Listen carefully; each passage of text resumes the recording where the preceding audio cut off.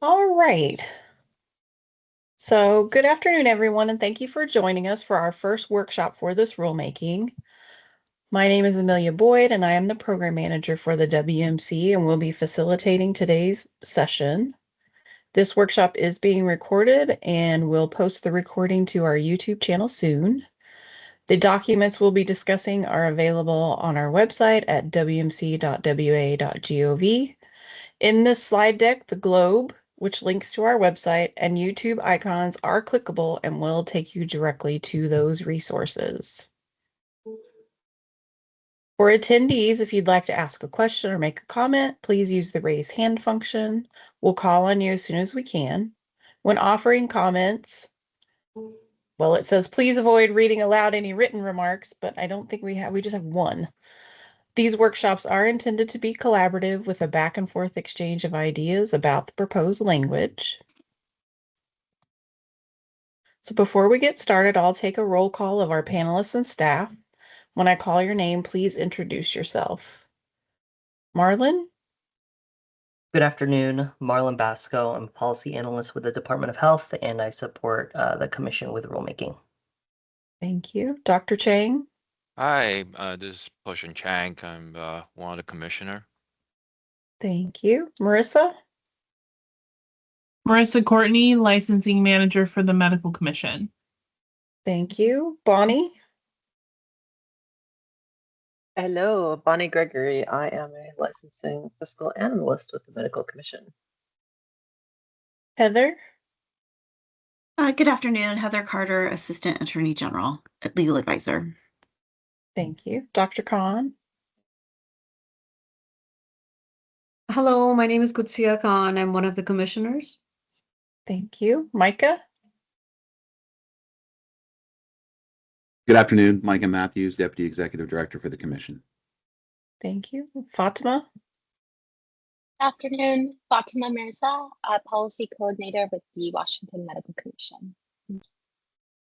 Thank you. And Ms. Blake, go ahead and introduce yourself and then begin the script. I sure will. Good afternoon. My name is Christine Blake. I'm a public member of the Commission. I will be the presiding officer for this rules workshop. Today is Monday, July 2026, and it is 1:04 p.m. This meeting is being held by Teams webinar. The rule being discussed today is regarding establishing a pilot program and a limited license for international medical graduates. The CR 101, a proposal state of inquiry, was filed as WSR number 2614046 on June 25th, 2026. Ms. Boyd, please provide the overview of the rules process and our proposed timeline for this rule development. Thank you. Since this is the first workshop for this rulemaking effort, we will do a brief overview of rules and the rulemaking process. So a rule or regulation is a written requirement that applies broadly across a group of individuals or entities that enables, guides, or directs them to do something or prohibits them from doing something.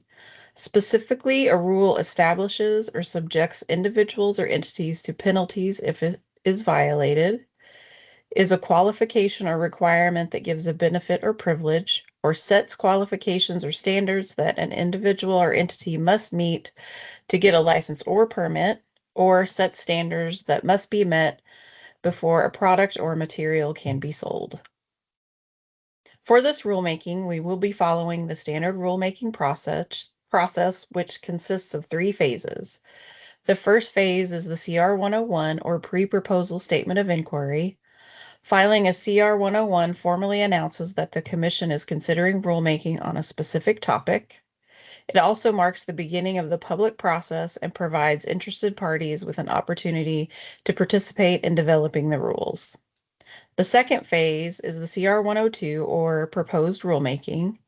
During this phase, the draft language that was developed during the CR 101 phase is published for formal comment and a public hearing.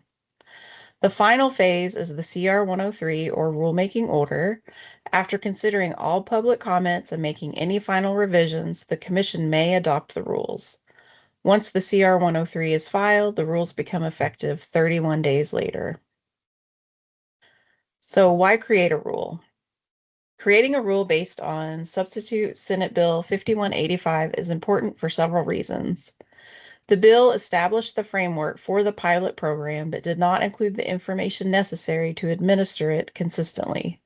These rules could provide standards for eligibility determinations, require documentation, evaluation of foreign medical education and training, approval of participating practice sites, expectations for supervising physicians, participant performance evaluations, completion requirements for the pilot, and then removal from the program.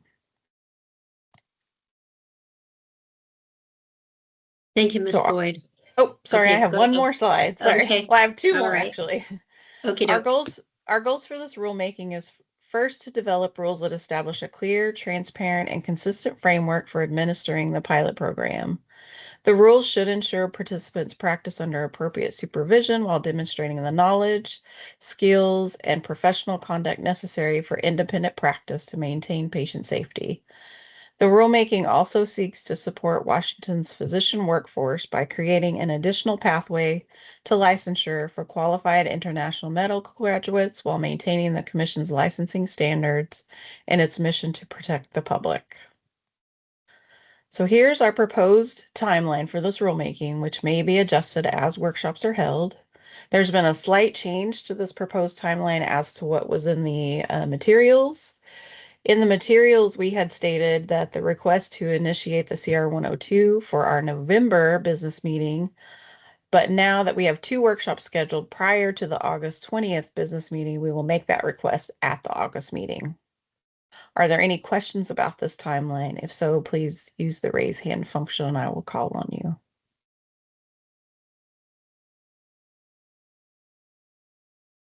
Seeing none, I'll pass it back over to you.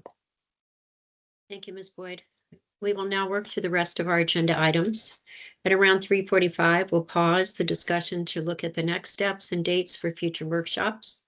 The next item on the agenda is the discussion of the proposed draft language, and I'll turn it back to you, Ms. Boyd. Let me get situated here. Okay. So this is our proposed language, which has been up on the website for about a week or so. And I'm assuming that there's probably going to be some questions or comments. But Micah, I don't mean to put you on the spot, but could you give like a brief overview of 5185? Sure. So it's a little bit more than 5185. So in 2018, I believe there was a work group that was mandated by the legislature that we ended up kind of leading. And our task was to provide a recommendation based off of a model that came out of the state of Minnesota. And so we looked at that model, compared what the structures were here versus there, and came to the conclusion that it was not exactly fit for purpose in Washington. That resulted in a bill in 2020, after the report, that put together a 5-year work group with the express goal of integrating international medical graduates into the Washington healthcare delivery system. There was a bit of a sub goal there of getting a higher match rate into residencies, specifically Washington State residencies. And in 2021, a bill was created that created the clinical experience license. So I want to pause there. The clinical experience license is a time limited but full scope as far as the potential working scope of a physician. And so it can go for 8 years or three renewals. And so long as they're working within the education, training, and specialty of their supervising physician, they can function in those specialties. What we've seen out of that, just as of July 2nd, we've issued about 133 of those licenses since 2021. Many of them work in primary care and in the geriatric field, mental health. And there are efforts underway by various CMOs to put them and place them in hospitalist roles, as well as some urgent care and emergency physician roles. The bill that came along with 5185 did establish a hardship pathway for these folks. And so it allows us, under certain circumstances that are named in the law, to be able to issue a license and waive certain features or requirements. 5185, which is what generated this particular rulemaking, is for all intents and purposes, a experiential or preceptor pathway program to full licensure. It is a pilot, and it cut off on July 1st. So anybody that was not licensed on or before July 1st is not eligible for this pilot. So that's the reason I give you the 133 number. There's a potential 133 clinical experience licensees that could go down this pathway. And so I'm going to try and explain there's essentially 4 phases here. The first one is you getting your clinical experience license. And so there are already set requirements in the law to get the clinical experience license. The second phase is what I call the graduate pathway prerequisites, which is you essentially have to have been licensed by July 1 of this year, and you have to have 24 months of continuous supervised practice in that role. There's a couple of other items that are required for that, but just for brevity, I'm going to move on to number 3, and that's the actual graduate pathway. So you have to, at that point, be in a approved eligible site and do 24 months of supervised practice at that point. And so that moves us to phase 4, which is once you complete the prerequisites, which include completing USMLE Step 3, doing an outside evaluator assessment, which we can talk more about, of your clinical skills. Then you would apply and you would be able to matriculate from your clinical experience license into a new license that was authorized for us to create through the bill of the primary care license. Excuse me. The primary care license will, according to these rules, follow the same renewal period, so 2 years. It will have the same continuing education requirements, and it does not require supervision. However, it is going to be limited per the law to primary care.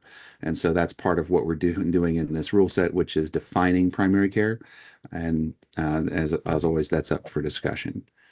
Amelia, is that kind of helping out with respect to the history? Yes, that was fantastic. Okay. So first, does anyone have any questions for Micah right now? We have a hand raised. Irene, go ahead.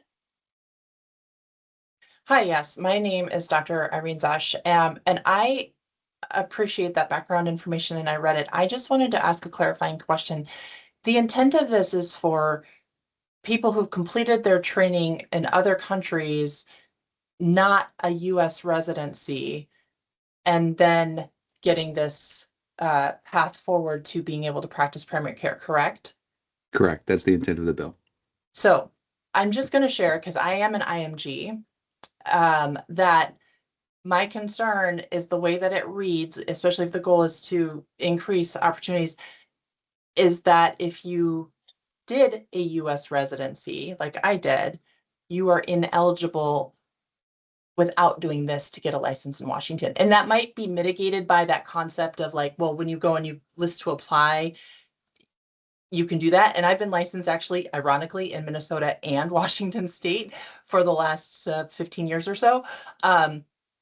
But there might need to be something nuanced to help that clarification, so that if I had gone, oh, I want to be licensed in Washington State, I don't miss that potential opportunity that because I did a full US residency, I don't have to go through this pathway.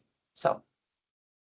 Can I just ask a clarifying question? So my understanding of what you just said is that you were educated internationally, but completed a US residency?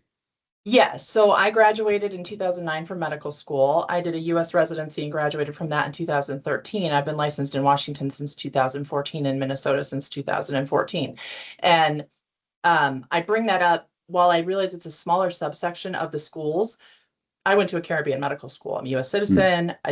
That's where my life was at that point in time. I happen to be currently the designated educational officer for my employer. which is also called the designated institutional officer. So I do have Mhm. experience with GME trainees and oversight and supervision of all health professions trainees. So I am familiar with the different things that go into the training expectations, and just recently did have a resident who's repeating a primary care residency despite being a full PM&R attending in their home country. And that was part of what drew me to the interest of joining the call, was my DEO DIO role, but also being an IMG. And when I read the documents, it reading like anybody who graduates from an international medical program, regardless of their postgraduate training experience, is needed to do this. Sure. So if I'm understanding your comment, you're wanting us to be more clear that this is only open to IMGs who have not completed a U.S. residency. Is that correct? I'm sorry, you're muted. Yeah, sorry. You know, only open to perhaps maybe is too strict, but that concept of this is geared for people who have not completed a U.S. residency. Right. So the prerequisites that I talked about with the clinical experience license, that's specific to international medical graduates. And when it was created, it was intentionally trying to get them recency of clinical experience so they would have a better chance of matching into U.S. residencies. So having the requirement of that as the basis for all of this would preclude anyone other than IMGs who've not completed a U.S. residency from going through this pathway. And that's fair. And that's why I said I've been licensed, since graduating from residency. But if you were reading this just in isolation, and perhaps it already matches on the website with regards to if you're looking for your application, then maybe it's irrelevant of what my comment is, just that if you read it in isolation, reads like that, So, and I did not do my residency in Washington State. So it might also look like, oh, I'm applying for residency, I get accepted for my residency. Does this mean that I'm not eligible to do a residency in Washington State unless I do this? Or does it mean that if I've completed my residency, or if I've completed my program and I'm applying for residency, I could still be accepted and receive the training license for Washington in my residency program? Well, the person that has their hand up, I think, is going to be able to speak to that a little bit. Gabrielle? Hi, thank you, Micah. So yeah, I agree with the comments that were just made. I'm in the graduate medical education office at the University of Washington, and I have received questions from a few of our training programs, specifically IMGs who are in 4-year alternate pathways to board certification.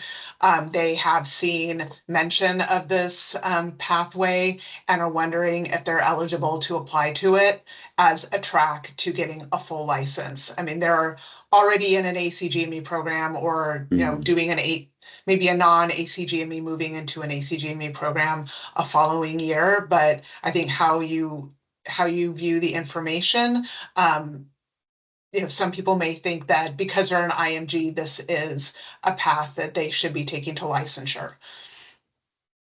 Yeah, and we've certainly been mindful of that as we've been coming up with communications and plans and web content, just to make sure that people understand this is a limited pilot and there's a captive group of folks who are allowed to go through it. So as I said, the 133 that have gotten the license, we do I think, and Marissa can correct me if I'm wrong, but I think we do actually have some language on the website with respect to residency licenses versus CE licenses, and directing people to apply for the residency license as opposed to this one. Yes, we do. I'd like to confirm that we do on multiple pages.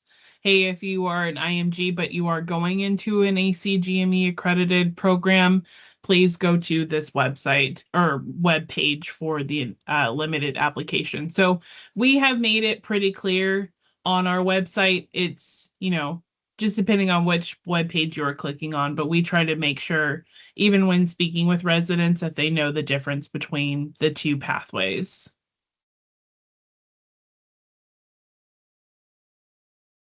Dr. Khalif, looks like you got your hand up.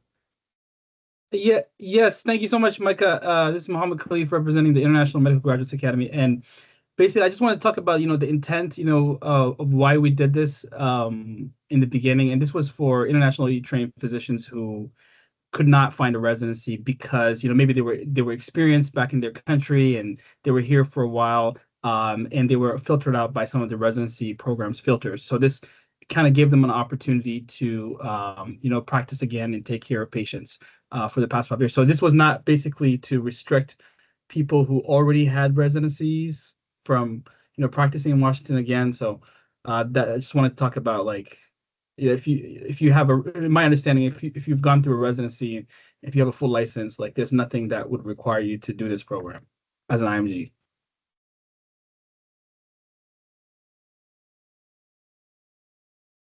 Go ahead, Dr. Khan. Good. Yeah.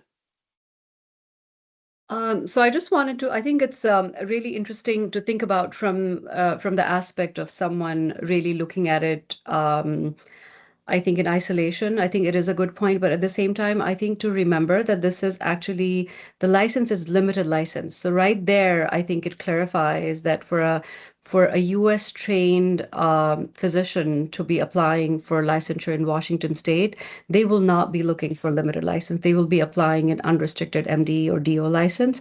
This is, I think from the get-go, it states that it's for limited license.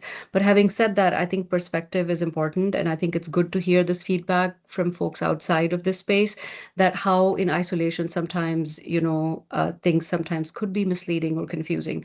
So I think from our end, we should do some work for the clarity part, but for the public in general, for everyone else, I think to remember that this is a limited license.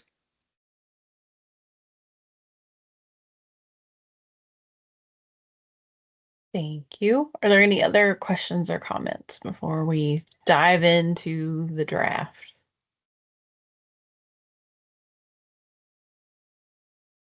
This is Dr. Zesh again. I'm sorry. My question's in the chat, but I think I do understand, just to be clear. This is not a goal then to do this limited license with supervision that would allow then a full application to just do primary care and not complete a residency? That's precisely the directive of the bill. So this would be an experiential pathway of 4 years of supervision, and the end result would be the ability to matriculate to a primary care license where they would deliver primary care according to the scope that is set through this rule set. And that's what I thought when I listened and read, but then your comments that this was designed to help people get residency slots confused me because of that, like, why would they need to redo a residency then? Right. So my comment to that was about the clinical experience license that is the basis for this whole pathway to get to the primary care license. So that license created in 2021, that was the intent originally. Okay. Thank you for clarifying. I wasn't a part of that background history. No problem. Okay. Any other questions? All right, I think we're good. All right, so since this draft has been up for a little bit, does anyone have any questions about this particular section right now that we're looking at, which is the very first new section that we're proposing? Go ahead, Alex. Hi, good afternoon. Alex Wehinger, speaking on behalf of the Washington State Medical Association and our 13,000 physicians.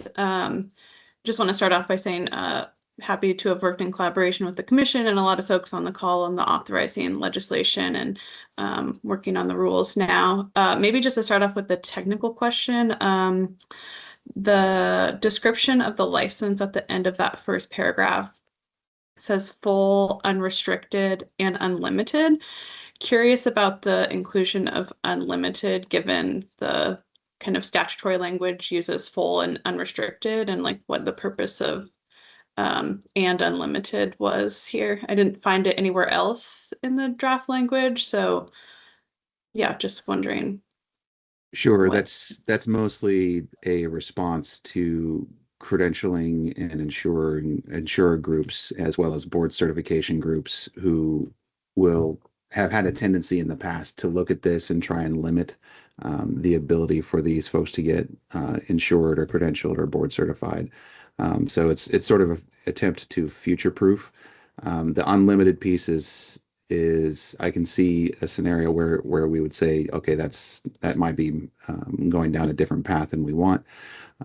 But that taken into consideration with the definition of primary care that's being proposed, that would be its limit, obviously. So it's unlimited within the bounds of the rule. Thanks, Micah. Mhm.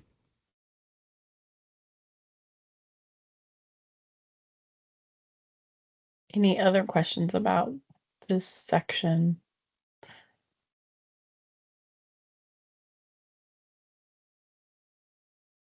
Commissioners, do you have any questions or comments about this section? No comment. Are you? No. I do not. Thank you. No comment. So are you okay with how this section reads right now? I will probably do a little bit of like editing for rule standards, but I am as well. The my only question is if unlimited was so questionable, did we need to add anything to that, or is everybody good the way it is? I think it looks good the way it is. As Micah explained, I think the reasoning for the unlimited, I think it does make sense. Yeah, and so nothing needs to be added to explain that for other people that are going to read this. You feel that it's fine just like it is then. Yeah. And that's fine. I'm just asking the question. I'm fine with it.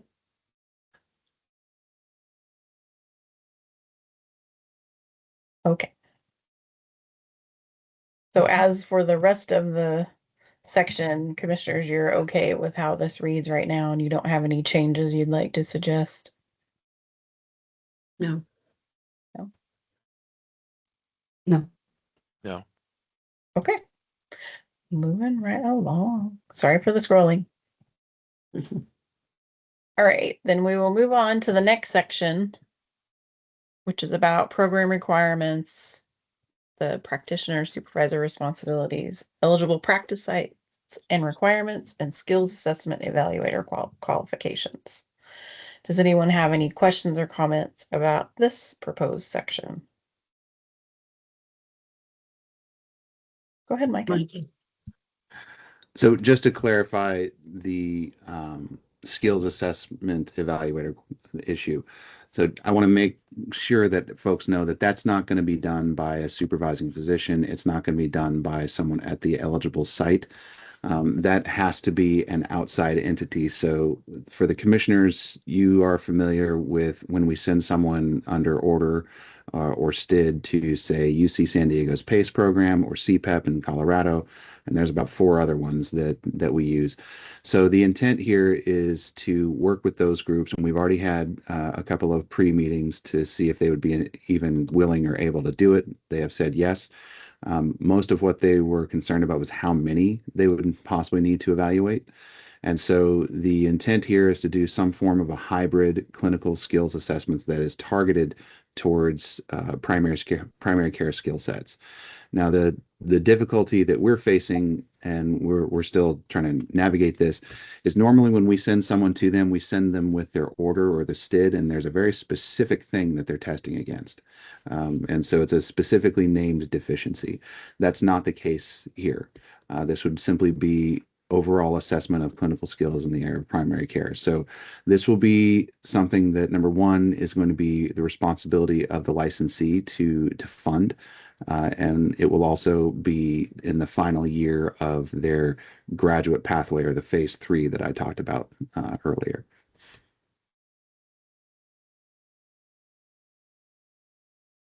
Go ahead, Dr. Khalif. Thank you so much. And yeah, I just wanted to basically just comment on it's important to have a couple of different options for IMGs. I know there's some providers that do the assessment. It might cost them like $15,000 or something like that. So and so this might be burdensome for physicians to do. So I would like there to be a couple of options so we can provide in the bill or provide flexibility for for the medical board to allow IMGs to find like a alternate option if one is very expensive than the other. So I just don't want just one company to monopolize and have the entire assessment to themselves. Sure. To respond to that, we've been in contact with two, and I don't think it's going to be a $15,000 endeavor. Hence the comment about it being hybrid. So that's there. I think once we get those two and get their programs up and running, it's probably going to be replicated to some degree. UC San Diego, I think, is probably ahead of most because they actually do have a fitness to practice evaluation that they launched in 2020, 2021, somewhere in there. And so I think there will be options, and I think it will be not cheap, but it will be, I think, achievable. Dr. Fleming?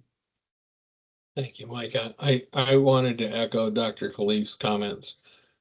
While the legislature and the commission have worked diligently to remove barriers so we could increase the number of primary care in our state providing services, I hope that, when you look at those not alternatives, but those options for examinations, that we don't create another barrier for the providers. So expense is a big deal, as Dr. Khalif pointed out, and I just hope we just keep that in mind as we go forward.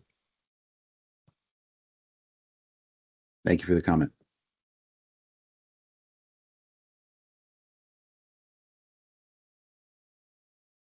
Okay.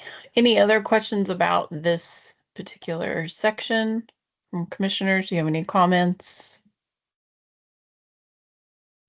Looks like Dr. Zoch put something else in chat. Is that relative to this piece? Oh, she's asking, is there a buy-in from the hospital systems in the state for participating / letting their staff choose to participate as site of hiring for these applicants? I can't speak to just hospitals in general. I know that there are hospitals on the eastern side of the state who are trying to set up these programs for their hospitals, specifically pushing in the direction of hospitalists.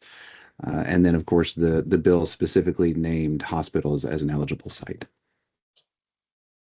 And I saw that, and the reason why I posted my question, and it might not be the right section, so I apologize. I'm not trying to hijack the meeting, but as I am on the eastern side of the state, and I am well aware of the shortages in GME programs and in physicians in general when you look at the numbers and access to care compared to some of the other side of the state. And my concern, again, through the DIO lens with the GME supervision, is that we struggle to have enough people for even some of expansion in our GME programs, mostly related to specialists. That's a separate issue. But if we are struggling to offer and meet the needs for those accredited residency programs with staff, I don't know, without some commitment, and maybe WMSA can help with this, I'm not sure, that you could put this rule in place, which I think is great. I absolutely think is great. But then there's no opportunities for people to get the opportunity to work.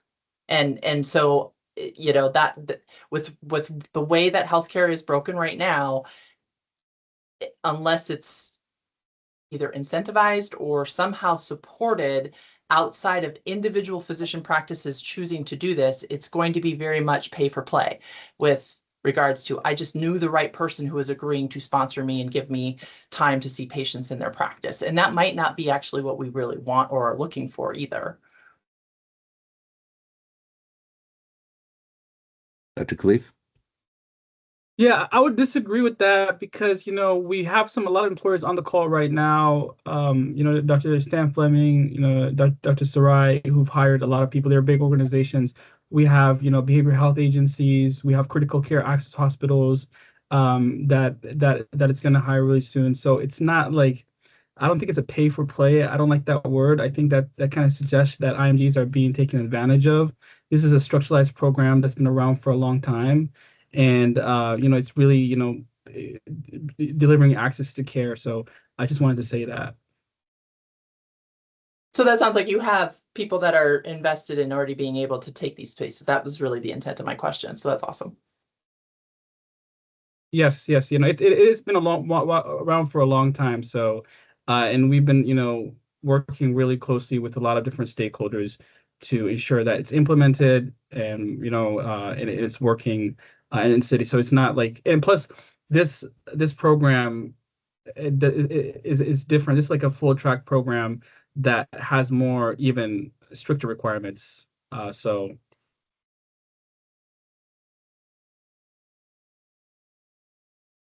There's another comment in chat as well. A couple more, I think. There's one from Patrick Delaney. It says, perhaps the funding system can be created, grant or use of clinical income derived from production during the temporary clinical license phase. That's And I guess obviously. I will say two things to that. The first, that is out of the wheelhouse of the medical commission with respect to production and determining how the employment function would work. The second is we were tasked in 2020 with coming up with a grant process, and we actually did propose before this particular pathway was created, we did propose that there would be a grant funding stream to create IMG dedicated residencies, and the commission would administer that. The legislature did not see fit to move forward with that particular proposal, and that was probably pretty wise in the face of the funding deficit that the state has now.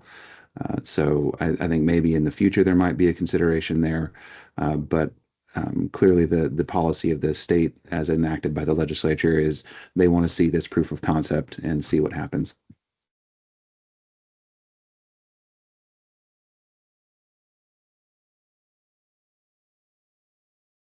Thank you. All right. Any other questions or comments about this particular section?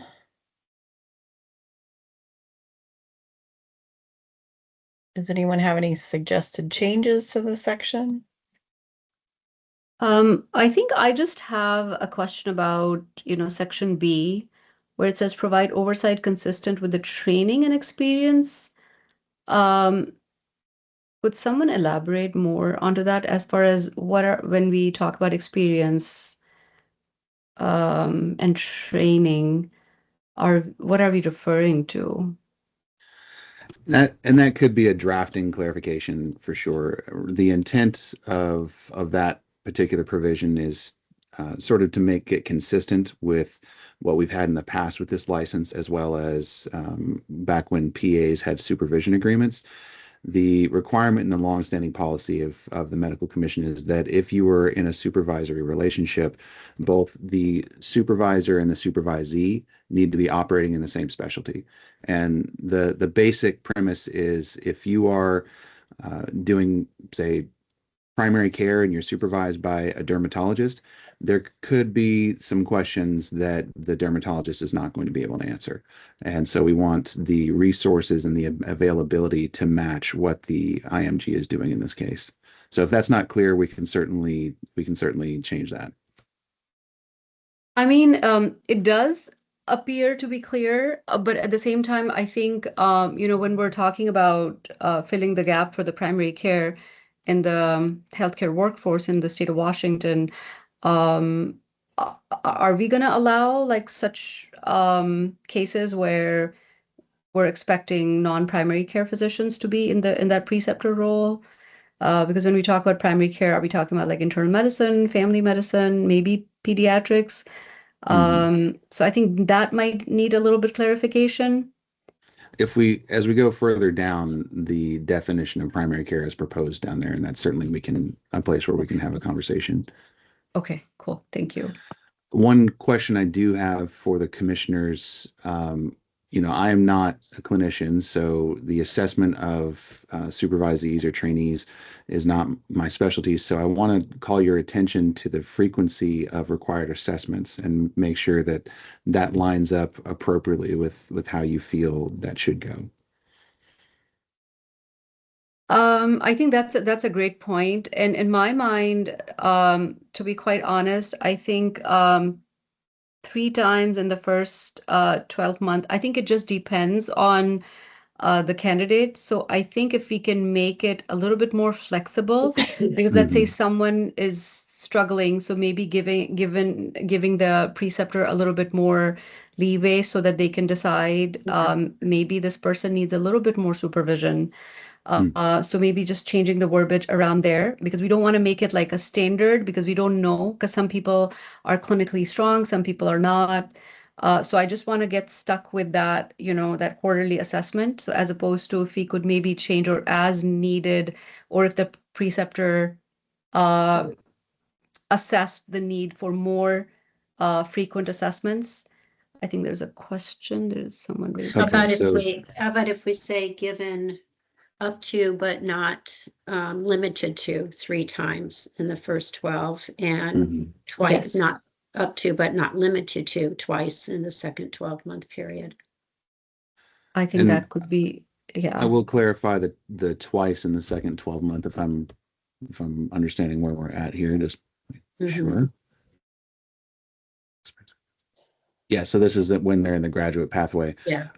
So the idea being, they're doing 2 assessments. This is the supervisor. They're doing 2 assessments, and then they will do a capstone assessment in the last month of their training to give us sort of the end result and looking back. But they will also be doing that outside assessment that we just talked about. So the last year is going to be really documentation building in preparation for them to apply. And so that's really where the thinking was behind that. But again, yeah, so we want to add up to but not limited to, right? This is Heather. I would just say at least. At least, okay. Okay. Okay. Okay. Yeah. Thanks, All right. Heather. Nice and Make it simple. even clearer. Thank you. Thanks, Heather. It looks like I've got is that Dr. Fleming? Yes, Yes, it that's is. Dr. Fleming. All right. Yeah, Mike, my comment on the assessment, I thought may have been confusing to some. I'll say in our program, we provide an assessment with feedback to the providers so that they are either know they're on target with their goals or they need improvement. And those are the ones who get the more focused attention. So, when we talk about assessments, I'm wondering if it would make sense on those 3 assessments that because someone had mentioned that, well, if you got a weak provider and they get their assessments, are they out of the program? I would say, they get an assessment, but they also get feedback during that 3 months for either improvement or not. We've had some docs who were admitted to the program, did not meet goals, despite the feedback that they received and the increased supervision. And so they didn't make the program, they're out. But just something that I would recommend that you add in that assessment, there's feedback to the physician for either maintaining or improving, and maybe that'll help clarify what the assessment's all about. Yeah, that makes sense. Okay. And then there's a comment from Gabrielle about ACGME requires a minimum of every 3 months.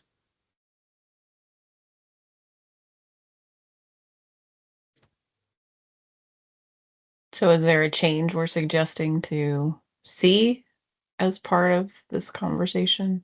If the commissioners wanted to go that route, we would need to change it to 4 times in the first 12-month period. And the second 12-month, if we're talking about the 2 that are already required, and then the capstone one, which is described in E. So that would be 3 in addition to the outside assessment, which would be 4, but I'm not sure if, based on the comment, if that would meet the intent of that comment. So could maybe, Micah, could you tell me a little bit more about that outside assessment? Maybe I'm not familiar with what that That's the one that I entails. was talking about with people doing a hybrid assessment that's focused on the clinical skills of primary care. So the UC San Diego programs or the CPEP PACE or there's one on the East Coast that I can't remember at a major university. So that's the outside assessment that I'm talking about. And that's specifically called out in the bill as a requirement. I see. Okay. Dr. Khalif? Yeah, I agree with Dr. Khan's original suggestion, which was at least 2 times in the year. So just kind of like keeping it more flexible for IMGs, and because I think the end goal is to continue to have these assessments and while getting them ready for the big one. So I support the current language.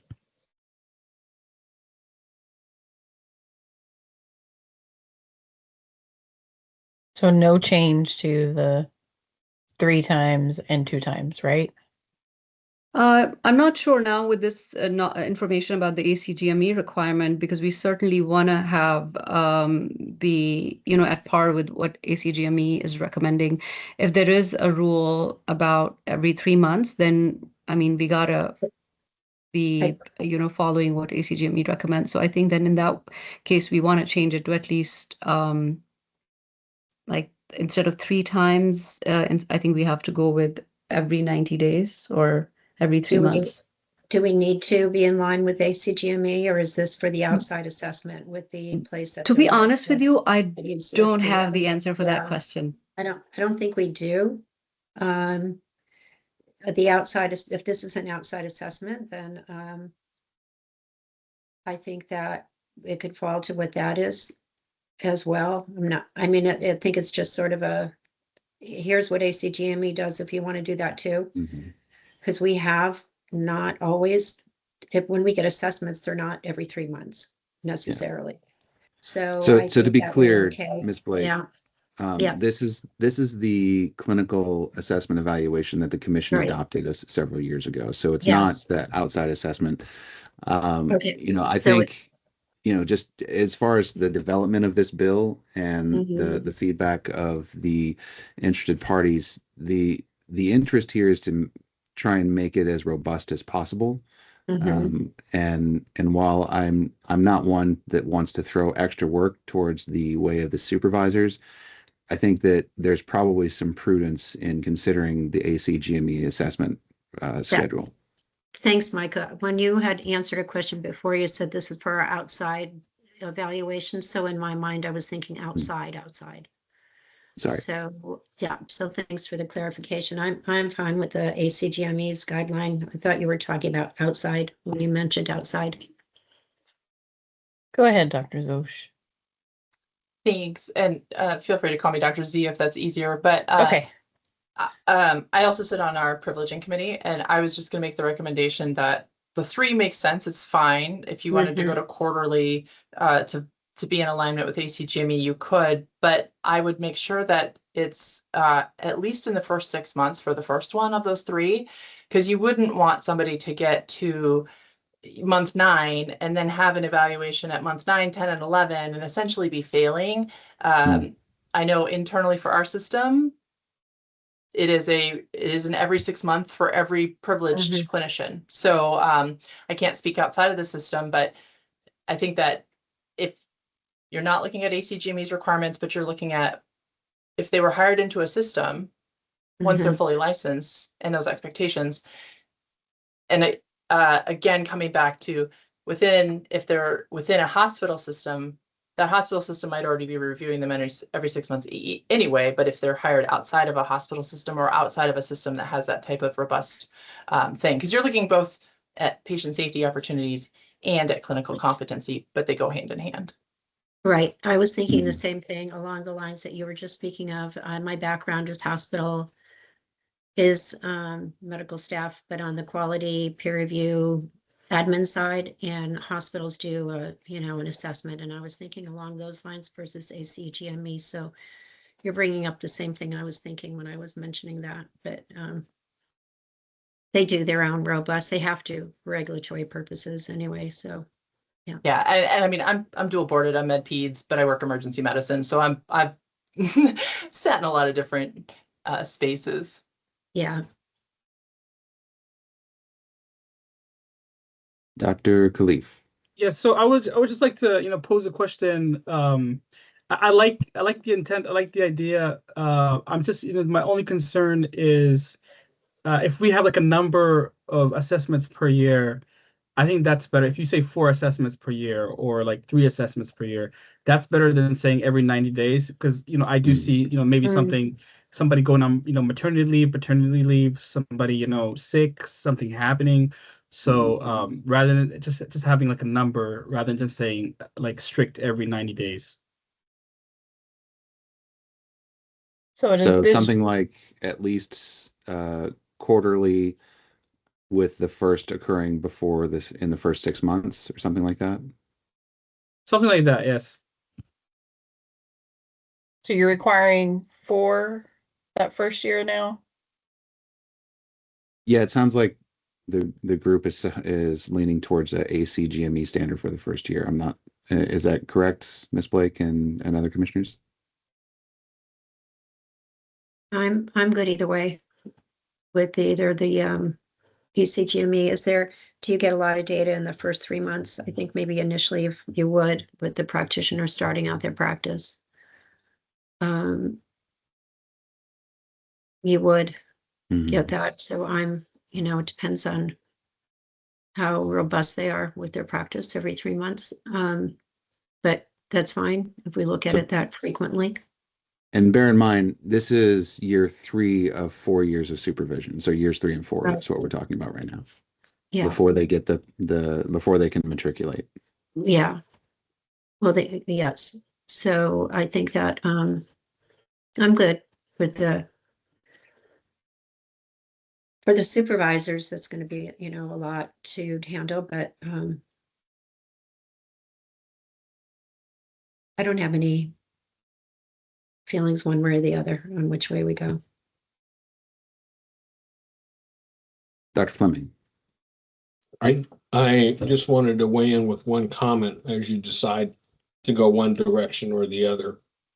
When you're looking at ACGME, you're looking at physicians that are in a structured academic program where they have faculty and resources to provide that constant feedback. In this program, you don't have that. So I think what you proposed originally is doable.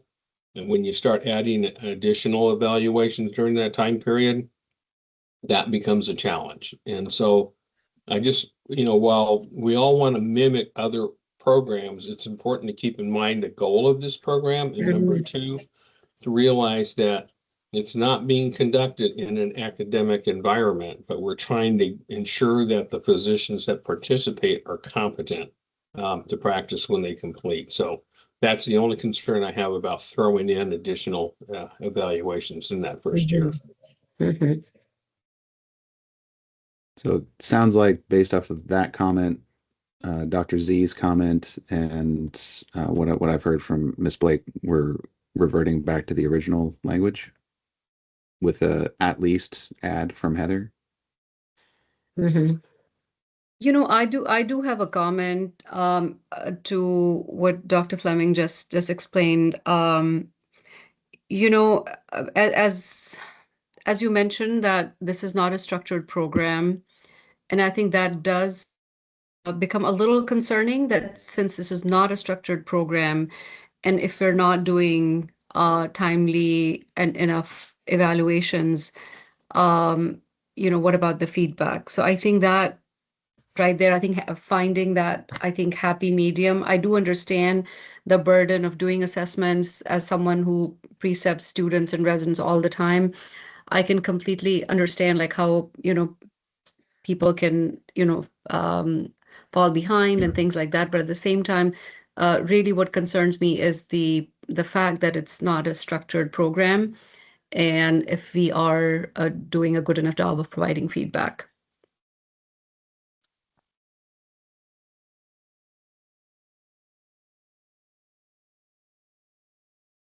So I'll read this comment real quick that's in the chat from Patrick Delaney. Residency evaluations are at the completion of each rotation. This is far more manageable, particularly if one evaluation is at matriculation.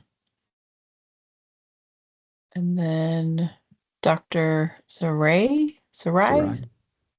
Dr. Sarai, thank you. I just wanted to actually suggest that maybe what the requirement here lies somewhere in between where Dr. Fleming and the other speaker had spoken about that, while I agree that this isn't a fully structured program like a residency, there should be safeguards, let's put in place with regards to education, the number of times documentation is reviewed, and other variables that are put in place in these clinical settings, as opposed to just a strict clinical assessment, because as we all know, the assessment is just one part of the educational program in a residency and in a program like this. Just because somebody gets feedback does not mean that that's the be all end all. It really is the holistic environment. Are you providing ongoing education? Do you have an educational platform? What is the level of supervision that you have? What is your ongoing daily feedback? What is the review on a daily basis or a weekly basis with regards to your documentation? How are you billing? How are you coding? How are you actually making a medical decision? Those things are part of more of a daily workflow. And I think that's, and again, I agree with a lot of what was said, but we have to keep in mind that this is not a residency program where you are within the confines of the four walls of a hospital, and multiple subspecialists and such around, whether you're in a clinic, whether you're in an urgent care. Those settings do differ from a GME. However, I think there's a truth somewhere in between the two worlds that we have to accomplish here.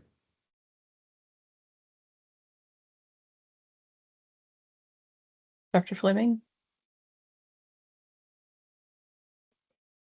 I appreciate being called on, but I'll lower my hand because I think the comments have all been well stated, differentiating the difference between a structured environment, like Dr. Sarai said, within the confines of a hospital versus a program in which the providers are working either in a primary care clinic or in a skilled nursing environment.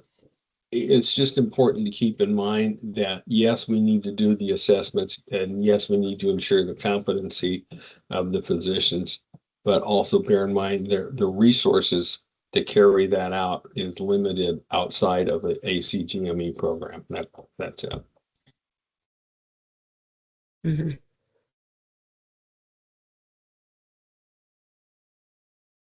Yes, some suggested language. I'm just adding it for your consideration. Dr. Khalil. Yeah.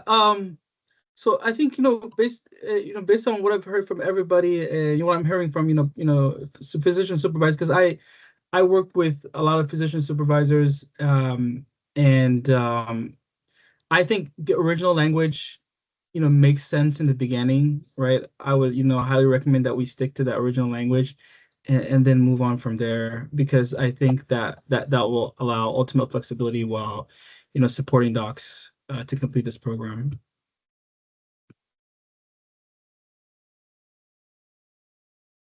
Okay. So with that in mind, this is a suggested language from the chat. Amelia, I think the total of reviews is 5. Or I'm sorry, 6. 6.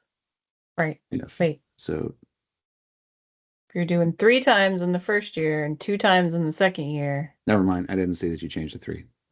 It is 5. My math is awesome. Math is hard. So with the previous comment, in mind do you want to revert back to just the where we added in at least and remove the information about that I just added with at least one occurring in the first 6 months and then with a total of 5 reviews during the 2 years of the program? I think we should leave at at least 3 times in the first 12 months, and then at least twice in the second 12-month period with a total of 5. I think should be fine. I don't know what everyone else thinks. So you don't want to add in with at least one occurring in the first 6 months. I We think could that leave one's, that. yeah, I think that's an That should important be- point that was made Yeah. once at least within the first 6 months. We can leave that.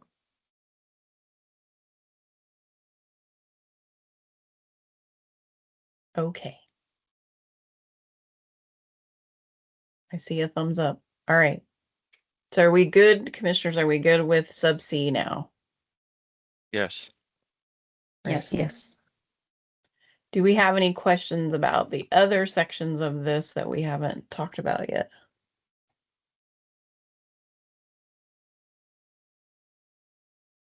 D&E.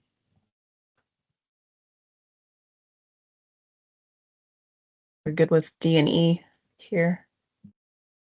Again, I think my only question would be, when on D, a regular and recurring quality review meetings between the two parties, like how often? Again, because we're talking about an unstructured program, right? So I think, I don't know what others think who have experience with working with preceptors. If you guys think that this is really what is enough, that's fine. But I think I'm all about clarity and giving a good direction if we're doing this work. So if this looks fine, it has worked in the past, I think then we're fine. But for myself, just I think I would want to know some frequency of how often these interactions are happening. Are they happening quarterly, monthly, bi-monthly?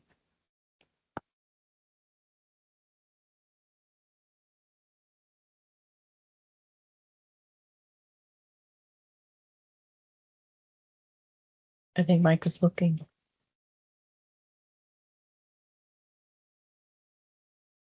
Sorry, what page are you on? Because I'm looking at a draft that feels like it's different. Well, I'm not using the document that's in the materials. So hold on, let me pull up the material. Right. Because I have So to use the Word document. in the documents in the materials, D actually has an addendum. It says the minimum schedule for these meetings is 30 days. So monthly. Wonder what happened to that. Hold on just a moment. I think that sounds good if that's what it says.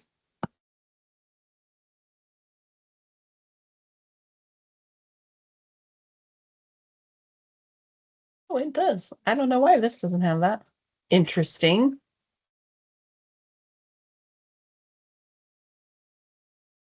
I think it's page 14. Yep.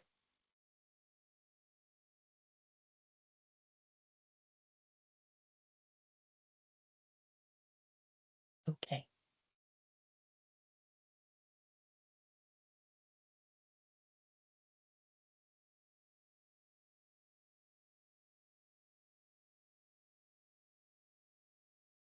Okay. Any questions or concerns about sub E?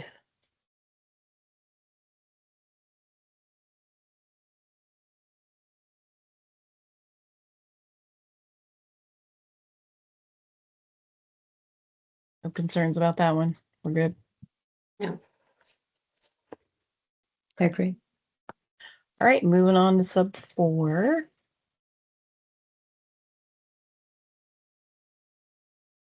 Does anyone have any questions or suggestions for changes to sub 4 of this?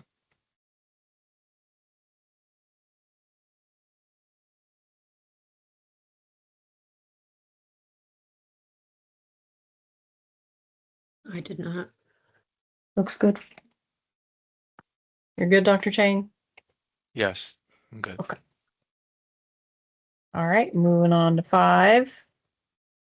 We won't be, oh, well, we have a double 5, but we won't be able to see. Nope, we're good. I'll fix that. Double 5. So are you okay with 5?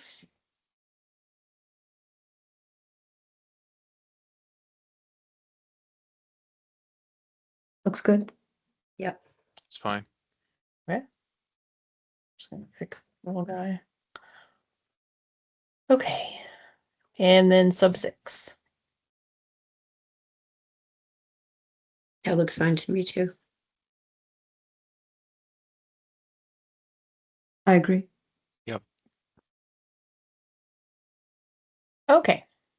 Moving on to the next new subsection or next new section, which is requirements and standards for clinical skills assessment evaluators. So just a note that this list will be kept outside of rule and will be posted to our website. Looks good. And then Agreed. I have a question for Micah about sub 1. Is that list, is that something that will be presented for approval by commissioners, or is it just an internal list we'll maintain? How did we do the approved entities with pain with the opioid prescribing rules? There's a whole like process they have to apply to be on the Mhm. list. And then yes, commissioners do review and approve that or deny the applications at business meetings. That's how we operate on that. That was the intent, but if there's other options, according to you or Heather, certainly want to hear them. Yeah, I think initially it was, this is Heather. There's some criteria in the rule not if I'm correct.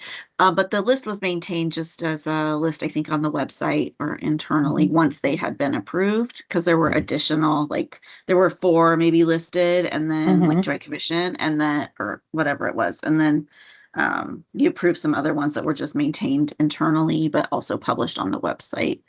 So my question is, will these entities need to apply and then be approved or denied by the full commission? That's my question. Yeah, the way it reads here, yes. Okay. Commissioners, is that what you want? I was just thinking about that, Micah. Yeah. I don't know. I mean, I guess my main through line here with respect to outside evaluators is there is a limited pool that has specific experience and expertise in evaluating physicians. And so that's the only reason that I wrote it this way, to kind of keep it reined in. Well, and there may be some that you already know of, that you would just go ahead and approve those at a business meeting, have those pre-approved. Sort of, okay, we agree. And then as people maybe say, well, I want to use this evaluator, or this evaluator wants to start doing this, they could apply for that. You've got criteria in here, so that's good. Yeah. Dr. Z, you had a comment, I think. Yeah, I have a question and then 1 or 2 comments potentially based off the answer to the question. So this is referenced, Micah, in those few programs, like you keep referencing San Diego, when they're done, they go and they do this part, right? Yeah. So the way it's written at this point is they're in phase, I guess, 3 of which is the actual graduate experience pathway. And their final year, under these rules, they would be allowed to do their assessment at that time. The reason being for that structure is we don't want someone who, I'm sure there's going to be great people who are, have just ticked all the boxes and they're performing at the highest level. And it doesn't make a lot of sense for them to do their evaluation or their outside evaluation in like the first 6 months of this phase. So save it to the end is number 1. Number 2, that gives a schedule, which at this point you could theoretically take it quarterly. Not that I'd recommend that, but you could. And so just the intent is just to make it at the end. So because that's definitely something that they have to submit to us as part of the application process. And part of the application process to getting a full unrestricted primary care license. Correct. Right. So here's just a couple thoughts based off of my experiences around the country. The first one is, in my current role, when we get people that are essentially, I'm going to call cold called. There are schools that are like, oh, we are affiliated with X institution. And they might be affiliated with X institution located in California, but that does not mean that they're affiliated with that institution located in Washington State. And so those students use that opportunity to just send cold call messages. If the list is published, you might see some of that. If you want it then more tight with when they do it, which here you've got the final 12 months, I don't think you really will have an issue, but you would want to make sure that you put that in there, and the expectation of, are you expecting them to cold call to set up their stuff on their own or not? Maybe I'm overthinking it. I'm just coming from years of experience of working with all types of trainees. The other component separate is that if we don't have something that can support these evaluations yet within Washington State, would be to consider getting that set up, only from the standpoint of, I'm sure Washington is not the only state that is developing one of these things. And we don't want it to be, well, now I have to schedule this 7 months out in advance because otherwise the wait lists are that long. So those are my couple thoughts with that. Okay, thank you. Yeah, so the intent is that they would have to call and set this up themselves. The commission, certainly the licensing unit, does not have the bandwidth to facilitate those. But this structure is such that, when we normally use this, we do facilitate that. We make the arrangements because it's under the disciplinary side, and we're obligated to pay for I think half of it. This being a licensure function, and it's required in the statute for them to do this outside evaluation, they would be taking that responsibility on themselves. However, because we will have already worked with these programs and ideally approve them and put them on the list, they would be expecting these calls, and this would be a regular part of their intake.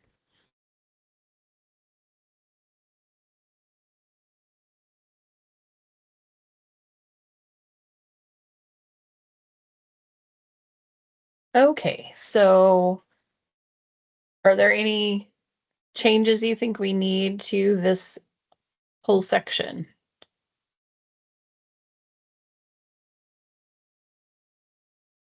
To me, it looks good. Same. I don't have any changes. I'm fine with it. All right.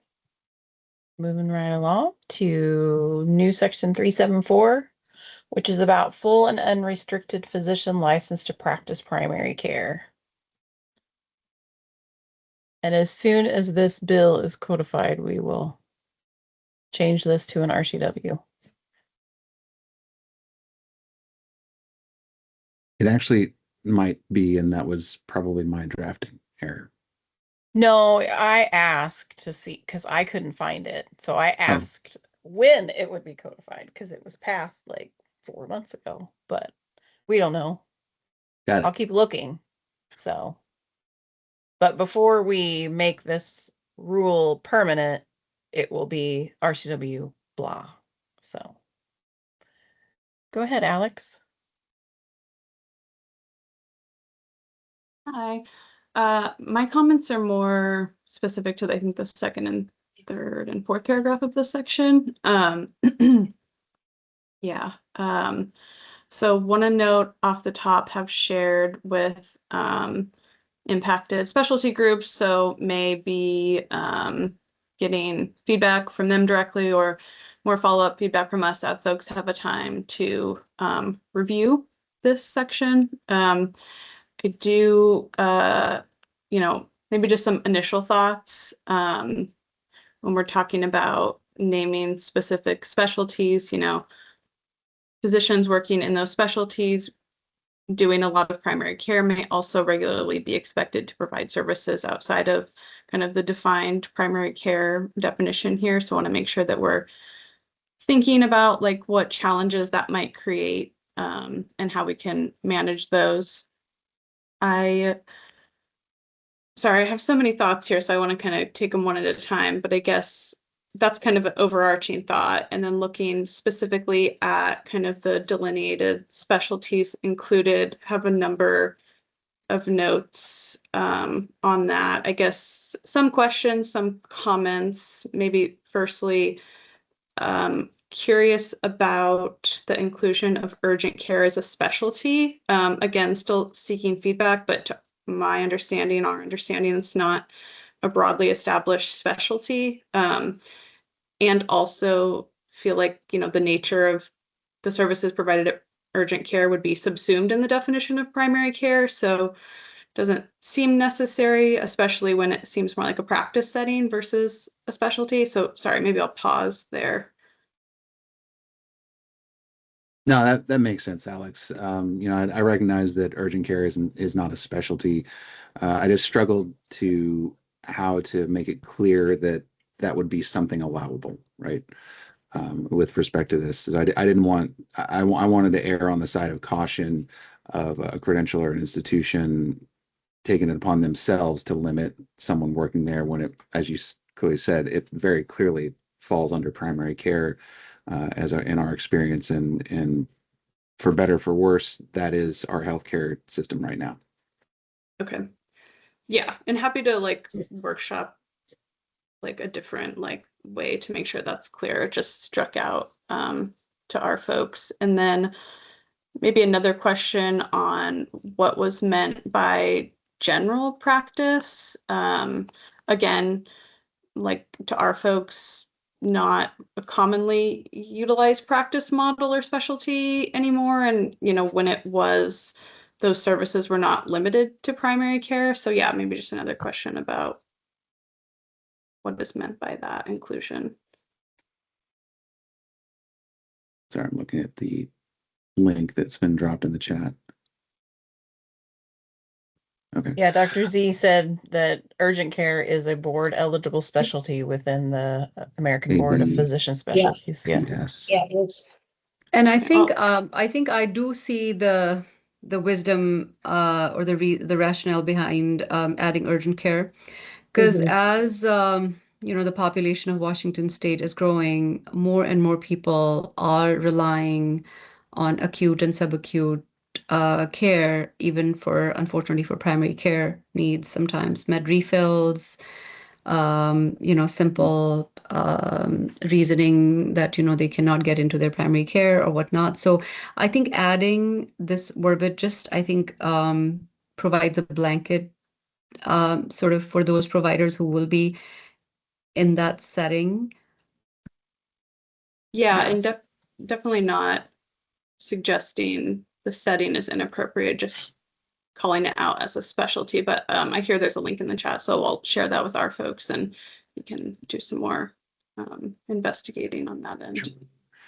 And to your general practice comment, Yeah. that's more of a experience that we've had at the commission, where some folks, they just claim general practice, and that 9 times out of 10 has fallen within the concept of primary care. I don't know why they don't call themselves primary care practitioners, but they've just done that. The one time was that it wasn't, was frankly doing cosmetic surgery in a strip mall with the expected outcomes that you would have there. That's helpful. Yeah, I have more, but I can pause. I see other people have questions, so I want to Dr. Cleve? It's time for everyone. Yeah, from my perspective, I just wanted to share my general perspective on, you know, the specialties, and, you know, so I definitely agree with all the specialties. Would love to include them all. General practice, you know, that's the one thing that I think that we should all support, because there is like a specific CMS taxonomy for general practice that could really help with this.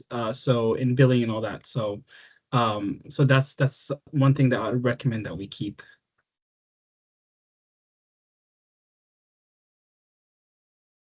Go ahead, Dr. Z. I agree. Micah, we could go into the history of general medicine or practice, but we won't in interest of time and whatnot, but I do actually have a little bit of a concern about the obstetrics and gynecology. And my thought process is this: while I agree that it is something that we don't have enough of, and that falls into like the primary care of the life spectrum, especially for women, because of its surgical complexity potential, and because for the most part, most hospitals, if they will hire you not board certified, will have other things in place, either related to pay or whatnot, that will limit that we might, it might be hard to really assure that we are meeting maternal and baby needs under this realm with this rule the way that it's designed. So it's just some food for thought, because especially not so much maybe on the gynecology component, but on the obstetrics component, I have found it's becoming more and more thought of as a surgical specialty. And that is really tied to a huge component of, if there's a risk, we should move to appropriate things. And I'm not, again, I'm med peds, I'm not family practice. I watched every single baby in med school and followed the baby during my OB rotations because I didn't want to do the gyne part. So, but I get a little nervous putting it under the guise of regular primary care. For a primary care license, where you might have been an OB-GYN in a different country and you're not getting to work as a primary care or as an OB-GYN here, but you're doing primary care, but you were never trained in primary care or family medicine or internal medicine. So just Dr. Z, to follow up, is the concern that it could spill over into surgical? Because I mean, I think, with respect to the intention of drafting, it was not to go into the surgical aspects for pretty much everything. Right. And that's why I think it's bidirectional. I think it's because it's not intended to cover surgical stuff, and a huge aspects of obstetrics, not all of it. And I don't want to misspeak or sound like I know what I'm talking about outside of what like being an ACOG certified physician is. But that concept of if there's an issue with baby and the thing to do is to go to the OR, and now you are doing a surgical procedure, but you are holding a primary care license, which hospital system is going to let you do that? And they might come back and say, well, you can't do that. So that's to restate what you were saying, what I was saying. The flip side of that was the education piece of the training doesn't encompass other primary care pieces. So. Sure. Can we let's add go. in? Sorry, Well, let's real go to quick. the next comment, and then we can get the commissioner's feedback on removing or adding limitations. Yeah. Go ahead, Sarah. Good afternoon. I'm Sarah Hansen. I am the president of the Washington chapter of the American College of Emergency Physicians, and I'm speaking on behalf of 700 emergency physicians in Washington.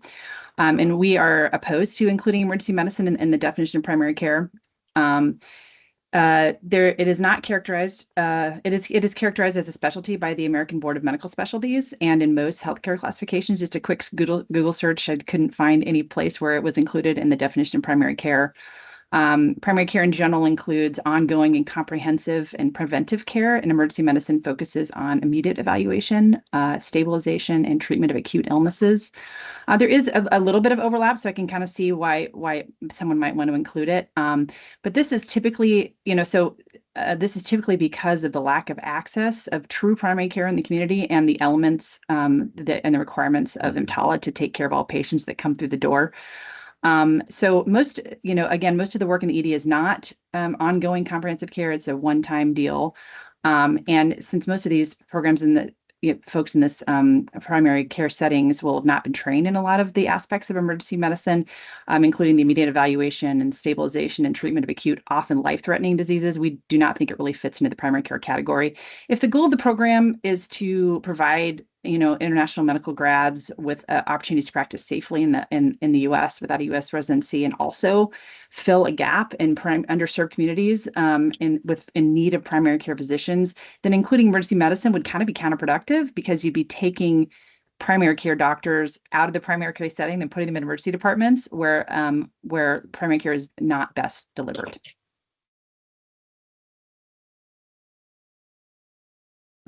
Thank you. And we're going to hold off on comments and get the commissioner's feedback at this point because there's been two things proposed. Mhm. So first on the obstetrics and gynecology, could we just add in the word non-surgical before that? Would that cover it? Or do you want it just taken out completely? I'm kind of torn between all the, and waiting to hear from the other commissioners as well, by putting all those specialties in there. When you're in a facility, and go ahead, is somebody, and Who's somebody Dr. is, Khan? Yeah. okay. So when you're in a facility and you're being privileged for what you do, primary care is the primary care, and specialty providers are hospitalists, peds, geriatrics, OB-GYN. So we're wrapping all those into what we're calling primary care. I think Sarah, I think I'm kind of leaning with what you were saying. In that, are we bundling too much into a primary care definition? And if you're speaking, you're on mute. Was that more what you were? Yeah, Ms. Blake, I you were think I saying? Yeah. completely see your point and I agree with you on that. I think I do see the rationale or the thought process why this was added under a general umbrella of description of primary care, because I don't think this particular section says that we allow these trainees to actually practice in OBGYN. But I think what this means is that these all of these specialties in one way or another do get kind of roped into having some sort of primary care role. For instance, I've been in primary care practice for almost 20 years, and I have seen patients who have used, I have seen women who have used their OB-GYN as their primary care doc for the longest time. Does that mean that OB-GYN should be classified under primary care? The answer is definitely no. And the same thing goes for emergency medicine. But I kind of see Micah's point by adding this here, and I don't have any problem removing it. But I think then we should probably add a subset or a clarification of what primary care could mean when we have these specialties in there. But I'm open for discussion because I have, like I said, being in primary care, I have seen, because of lack of access to primary care, and I know that's what we're trying to do here, to bridge that gap, but I have seen patients who have utilized emergency room, who have utilized OBGYN and urgent care for their primary care needs, unfortunately. But I hear everyone's sentiment and I hear everyone's point here.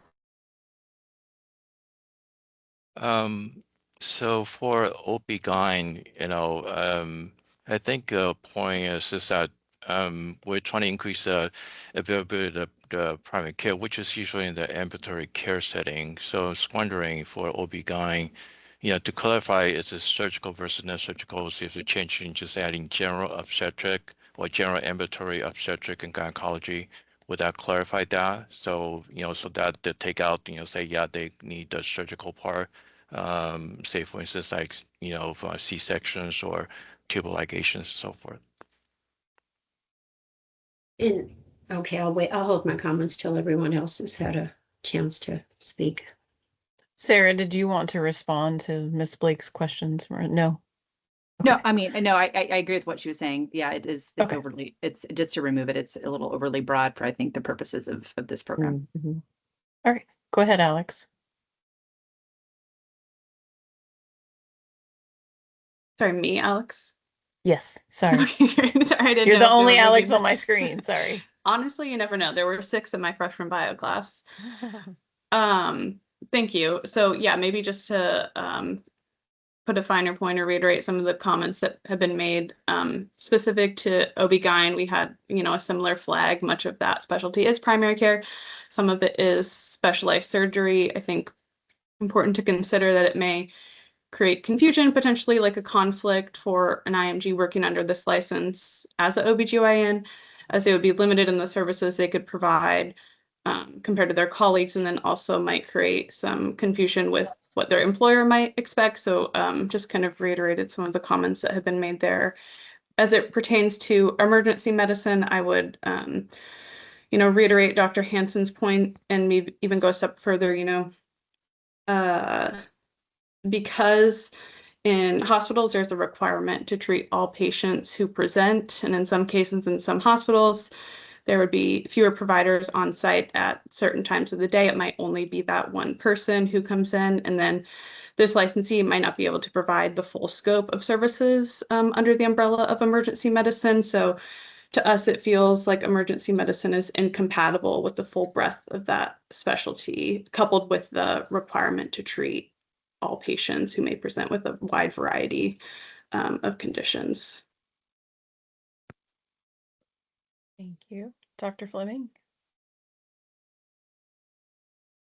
Thank you. I just wanted to make two statements here, and one is keeping politics out of this conversation. As a former legislator, when we were trying to write the definition of primary care, we had a very similar conversation in our committee of what we're having today. And in the end, we adopted exactly what's in the language here for primary care, listening to all the pros and cons and reasons why. And it's interesting, we originally left OB-GYN out and ER out, and it was those entities that fought to be in. So having said that, I also serve as a chair, and I could do the credentialing in a primary, in a major medical system here in Washington State, and I credential the primary care folks with that. When we look at OB-GYN, it's the specialty name, not the process by which the physician practices, but that's where women have access to care. And when you if you delete that out of here, then what you're really saying is you're deleting and denying women access to care, because that's what that's about. Those physicians are training under a board certified OB-GYN. We are not making them an OB-GYN. They do primarily primary care management of patients. If they're applying to do surgery, I've heard all the angst about, well, they're going to do surgery, they're going to do deliveries, they're going to do this, they're going to do that. No, they're not, because to be able to do surgery of any kind, to be able to do deliveries of any kind, you have to provide the specialty training in the hospital system to be credentialed for that. But we do credential primary cares to do other things, primarily in women's health. So that's why I would speak against taking this out. As far as ER medicine goes, it's very similar. The physician is not going to be running into a Harborview Medical Center and doing emergency medicine, but we're training those physicians under an ER, board certified ER physician, because some of those docs may end up in some very rural settings on emergency access hospitals providing care as a primary care. And we do have that situation in Washington. So yes, we need the ER board certified docs there. We need the ones to provide that education and training. And yes, primary care. My son works in an ER. He's a family medicine doctor trained to do working in ER medicine. ER medicine, whether we like it or not, is a primary care role, and physicians are trained to do that. A physician who's going to be credentialed to work in an ER likewise has to show the competency to be in that ER before we as a hospital system are going to let that doctor in there. So I think what you got there, Mike, is Micah, is appropriate. And then the system is in place to regulate that of what physicians can or can't do. So those are my comments. Thank you, Dr. Fleming. Go ahead, Dr. Khalif.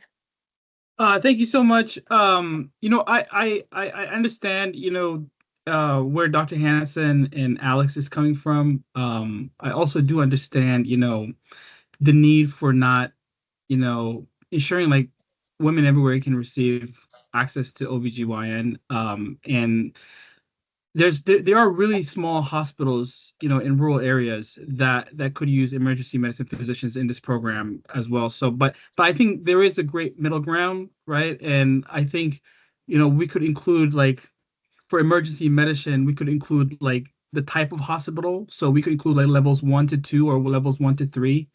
And then whatever, like levels like 3 and above or 2 and above, right? So really small hospitals that could, that might not do those higher, traumatic, injuries and all that. So I think that could be a small middle ground that we could consider. And OBGYN, I think we could consider like non-surgical general OBGYN, as Dr. Chen mentioned as well. So I think there is a middle ground that we could write there. It doesn't have to be black and white, because I do think, there's people that are going to be needing access to both emergency physicians and OBGYN docs in this program. So that's what I wanted to say.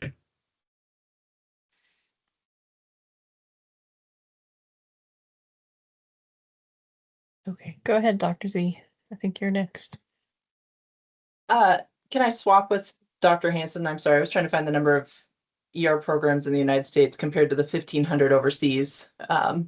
300. There's 300 in the US. Okay. And yeah, 1,500 in the rest of the world, if you're looking that up. That's what I was trying to find, but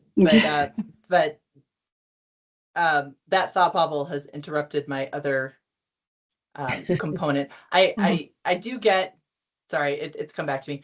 I do get, I'm sorry, is it Dr. Fleming? Your point about the hospital systems and for you, I believe, Dr. Khalid, of having access and stuff like that, and insurers and kind of being the catch-all.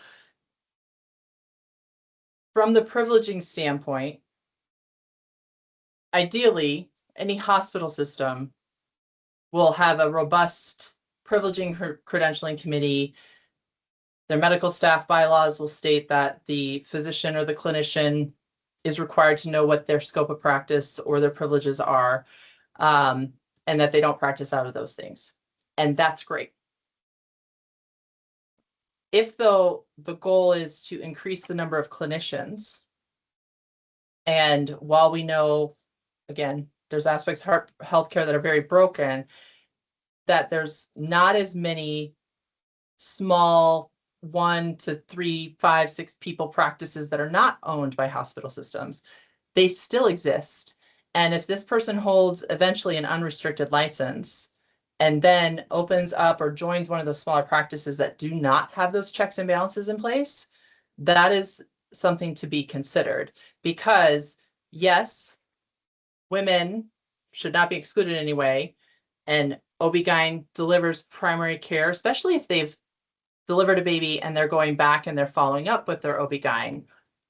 But right now, as such as with insurance and billing, and I'm just going to stick with that example because I've had lots of kids, and I know that in a little bit, is that unless I'm pregnant, they usually aren't seeing me if they're part of a hospital system. So there's going to be this double-edged sword of either they're not getting hired by these hospital systems, or they are on a very limited scope of practice, or they're out not with that level of supervision and checks and balances.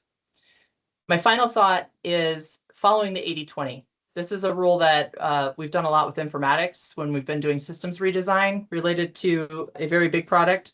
And with that, as we're trying to bring everybody along with change, we're saying, okay, we get that this has been done 25 different ways in shapes and forms across different systems, but 80% of them generally follow this format, and it meets the needs for the 80%. So that's what we're going to do. And the other 20% will have to adopt and bring it up. And this is a place where I don't know if the 80-20 rule would be fulfilled by saying that 80% of those primary care are covered under the OB-GYN or emergency medicine.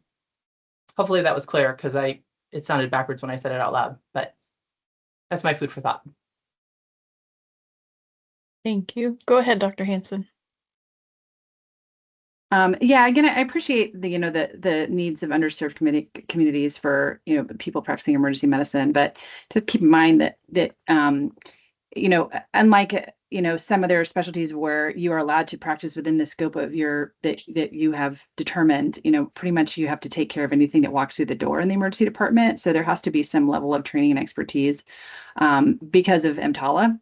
And so, I mean, I think by virtue of the fact that the trauma is noted, but there's, trauma is only one small, one part of practicing in a large emergency department or even a small emergency department. It's just a small part. There's a lot of other medical things that are non-primary care that are acute emergencies.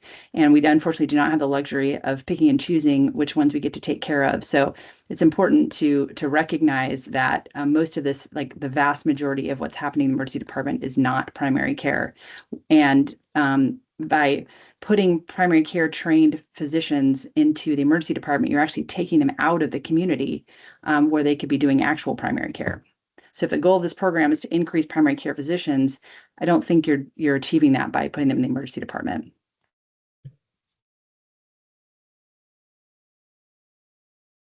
Go ahead, Alex from WISMA. Thank you. Yeah, I just wanted to clarify like my comments about OB-GYN and emergency medicine. Appreciate all of the comments about, the need. But what I'm trying to say is that, the authorizing legislation and the rule is reflective of the scope of the license specific to primary care, and those specialties in particular have some or a large breadth of which are perhaps incompatible with that umbrella. But I also do want to note later, I think in this section of the rule, which I have other comments about, but there is an allowance for the commission to adjust the definition of primary care and included specialties. So I think that there could be opportunities in the future to change this definition if things change, new information is provided, education and training changes. Like this is not a forever definition, right? So if there are new information or things change in the future, there might be opportunities to revisit. But for the way it stands today, it feels like there's some incompatibilities with those specialties in particular. So I just want to add a comment to that. And Micah, you may be able to clarify this. So it's important that we get this as close to perfect as we can right now, because this is a 5-year program or 10 years. It expires in 2035, so it's 9-ish years. So it'll be 8 years. So we'll only have that 8 years to correct. And typical rulemaking, I mean, if we're opening it for some just minor edits, it might take a year, but standard rulemaking is going to take at least 18 months most of the time. So it's just important that we keep that in mind, and we need to get it pretty dialed in, I think. I mean, there is an opportunity to change it later, but just keeping that in mind that it does expire. Go ahead, Dr. Sarai. Thank you. Just a point of clarification. This document, is it intended to define what type of physicians can be providing supervision? Because I'm a little bit confused now with all the discussion that's gone on. Providers post this this process would be able to practice primary care medicine, not psychiatry, not emergency medicine, not gynecology, and not certainly ER or peds. But a lot of times, like we've already kind of gone around in circles and saying, is primary care encompasses components of all of these. And so, I'm a board certified internal medicine physician. I currently oversee over 1,200 providers across the nation. But I don't practice gynecology. So if I'm in my primary care clinic in Bellingham or Everett or wherever, another one of my colleagues may practice that part or see that patient. And so if the purpose is to ensure that these folks, these IMG physicians, and they are trained appropriately to be managing patients in the primary care setting, conceivably you could have providers that are emergency medicine trained, psychiatry, behavioral health trained, and OB-GYN trained to help train them as a part of a multidisciplinary team, which is, for example, what we have in many of our care settings. Now, that doesn't mean that they're going to go and practice in the ER or they might, but certainly not go into an OR and be doing C-sections and such. So I'm a little bit confused as to what we're trying to accomplish here, because I think we've all established that credentialing committees will decide whether your training meets the care setting that you're trying to get credentialed in, therefore stopping somebody who is primary care trained from going into the OR and slicing somebody open. So, but having said that, I think the requirements here are to have a greater a program where there's greater than one physician supervising these physicians, right? So therefore, you should have the ability to have multiple disciplines to potentially train that provider, and the large portion of them should be primary care in nature, right? So for instance, in our care setting, we might have 50, 60, 100 primary care physicians, but we might have 20 or 30 psychiatry providers as well, or psychiatry physicians that might help train these providers to take into consideration those portions of medicine, which are certainly going to be practiced in the primary care setting, even if that's in a clinic. So I just maybe some clarification would be nice, and maybe understanding the context of the document a little bit more, because I feel like maybe we've deviated back and forth a little bit here.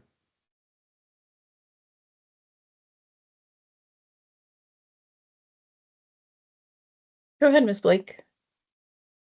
Thank you. So I'm in listening to all these conversations, Dr. Fleming and Dr. Z, and the credentialing and all of the things that we're trying to accomplish. And I had the same question of whether or not these folks are going to be included in the list of supervisors. So thank you for bringing that up. Primary care is the main healthcare provider for a patient. That's who they are. They're the one that provides the overall wellness management of both acute and chronic concerns that they have. I mean, that's the person that's your go-to. So when we're looking at this definition in my opinion, just a thought, the way this is written, the specialties generally considered under this definition are family medicine, internal medicine, general medicine or practice, hospitalist. You don't go see your hospitalist. You don't get a call back from your hospitalist. Your hospitalist sees you in the hospital and you're gone, and sometimes they rotate. So would it be a thought to say the specialties generally include, and then say, but may also include, if we're going to be using these, this definition much broader than family medicine, primary care provider, a general medicine is really understood to be your primary healthcare provider. And that's not an ED, and that's not an urgent care, and that's not your ER doc who calls the on-call physician or has you follow up with your PCP or get one. But when you leave the ED, you may never see that ED provider again. So those are just my thoughts after all that I've listened to.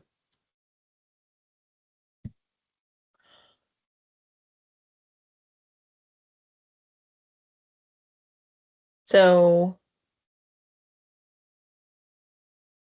what are the suggestions for change? Do you want to retain obstetrics and gynecology as it is now, urgent care, and emergency medicine? Those are the three that I think we're having the biggest struggle with in the big conversation here. So go ahead, Dr. Khan. So I think this is, I do agree with Dr. Sarai on this. I think we have kind of deviated from the original idea here. And I think there are some really good, valid points made here during this conversation. One thing which I would like to point out for everyone is that if you're able to see the screen, and right below where it says primary care, in the same paragraph, it also says the Commission further defines primary care as the first clinical contact a patient may experience without the need for referral or need for specialist or subspecialist consultation. This sentence right here, I think, makes sense to all these specialties listed below. And as much as I understand the sentiment that yes, emergency room care, and we've all established that emergency room or emergency medicine cannot be categorized under primary care in any shape or form by definition. But in reality, unfortunately, a lot of our citizens still go to emergency rooms for primary care needs, and the same goes for obstetrics and gynecology. My humble opinion is that we should leave it the way it is. Maybe make some clarification in the footnote that it is applied and it's the non-surgical aspect of the obstetrics and gynecology and only applied to specific situations, so that it makes it more it makes more sense. So unfortunately, we can't footnote rules. So if we want to be clear, we have to include it in the language. Okay. So we could add non-surgical or general, as someone suggested, to obstetrics and gynecology. I mean, guys, this might be same, my same ignorance. issue. Sorry, this might be my ignorance about specialties. I'm sorry, who's? I know This- Mike is trying to talk and someone else is trying to talk.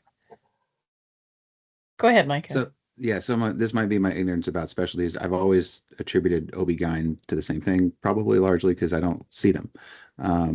But I guess the question is, if we remove the OB and just kept the GYN, does that satisfy the surgical concern, or is that not helpful? I'm sitting shaking heads. Fair. No. All right, thanks. No. No, So if anything, you have fewer urogynecologists and women who actually need gynecology surgery, not even to mention the complexity layers of oncology gynecology. I don't think it makes it more simple or easier. I am so sorry, Christine. I don't know if it's Dr. Blake or Miss Blake. I try to be professional and appropriate, both for my military background and as a person with names being important. But Oh, thank you. It's me, doctor. Thank you. Okay. I did like your suggestion of having it basically be like, these are the core ones. These ones are part of it, but really not as much, which I think ties into the point I had made much earlier about considering looking at it and seeing how many people apply, which I think is also what Alex was getting at with regards to adding it later, recognizing the limitations that Amelia said with rulemaking. The piece about the first point of contact is primary care. I do kind of disagree with that, only from the standpoint of the experience of, and when you show up in the ER, it might be your first point of contact, but unless you just need a simple blood pressure medication refill and you're not in hypertensive urgency or emergency, you still need a referral somewhere from the EM standpoint. Exactly. And then from the OB-GYN standpoint, kind of similar. A lot of times you'll have that positive pregnancy test and you're all excited and or you're not, and you call and they'll be like, either for insurance reasons, which isn't applicable for here or whatnot, they want some sort of kind of like, yes, we will schedule you and see you. Now, maybe that's just the systems right now because of the hospital systems and there's fewer and fewer independent OB-GYN groups.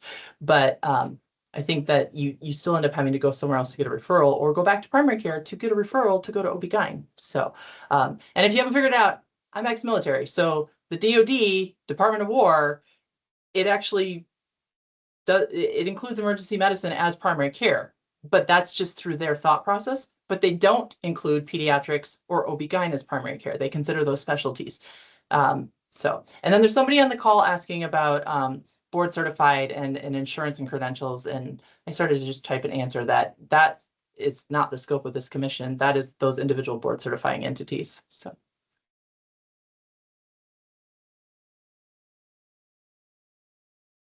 Go ahead, Dr. Hanson. Hi, thanks again. So yeah, I appreciate the comments about where primary care is often delivered, including urgent cares and OB/GYN and emergency medicine. But I guess my question is, do we want to put why does that happen? Does it happen because that's the appropriate place for it and we want it to be there? Or does that happen because there's not good access in the community to primary care? And if that's the case, then I think that if the goal of this, and I don't know, I haven't been here from the beginning, but it kind of sounds like our interest is also in trying to increase access to primary care. And it makes sense then to keep primary care in the traditional definition of what primary care is, which is longitudinal, comprehensive preventive care. Some people are always going to use OB/GYN and emergency medicine for primary care to their detriment, frankly, because it's not longitudinal and it's not preventive. And that is a safety net for sure. But I feel like if we're training physicians to be in primary care, they should really be in primary care and we shouldn't be putting primary care doctors in non-primary care settings just to fill that need. Go ahead, Dr. Khalif. Yeah, I just want to make one comment on that. I do understand, the comments but I'm just really worried about our rural critical access care hospitals and our small hospitals here in Washington State. That I was speaking to a representative from Docs Who Care, and they are basically an agency that provides EM physicians to an urgent care physician to different critical access care hospitals and all that. And that doctor told me they're hiring fresh nurse practitioner grads off the street, like somebody with no experience, because they can't find anybody. And here we're talking about physicians who completed all their boards, have education, supervised for 4 years, not having the ability to care for small hospitals in small rural settings. So I think there's a huge risk for that. I'm really worried about those communities. I would love there to be some equity, when it comes to this and not restricting those communities' access. So that's the only basically comment that I would like to have. But I do understand that it's the concerns Dr. Hanson's and other folks have, but there's also bigger concerns where there are these small hospitals that are hiring anybody nowadays. Go ahead, Dr. Hanson. Yeah, I appreciate those comments, and I understand the access to care issues. But just if you want to think back to like the intent of this legislation was to increase primary care doctors. We're getting into policy decisions at this point, and I think creating a new category for physicians that aren't really primary care is probably not what the intent was of this. Not to try to increase. Try to put doctors in places that they aren't trained for, just because they're needed.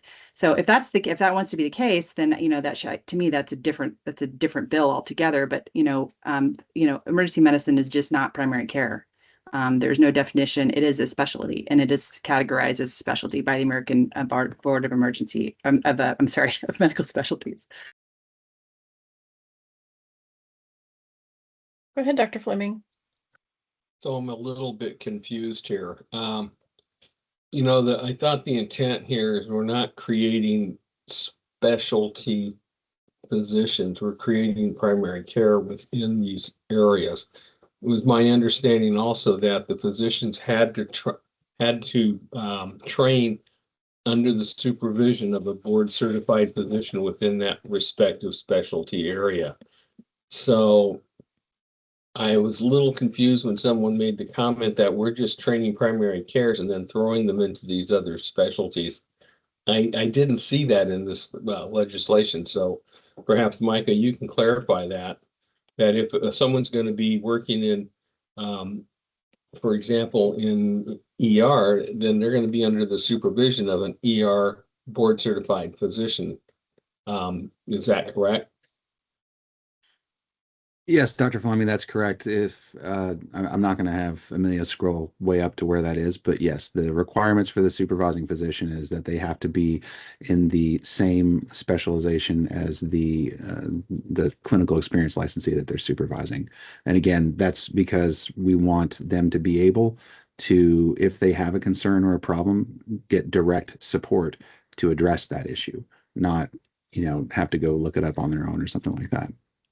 So that being the case, all this angst that we've just spent the hour over about, it really is moot because you've got that covered in this piece of legislation as far as I'm concerned.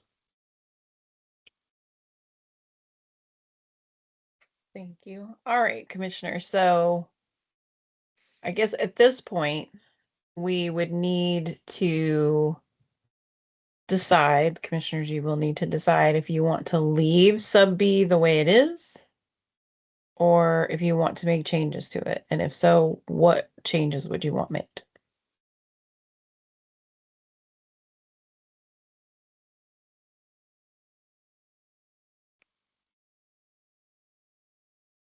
Christine, what was your suggestion before?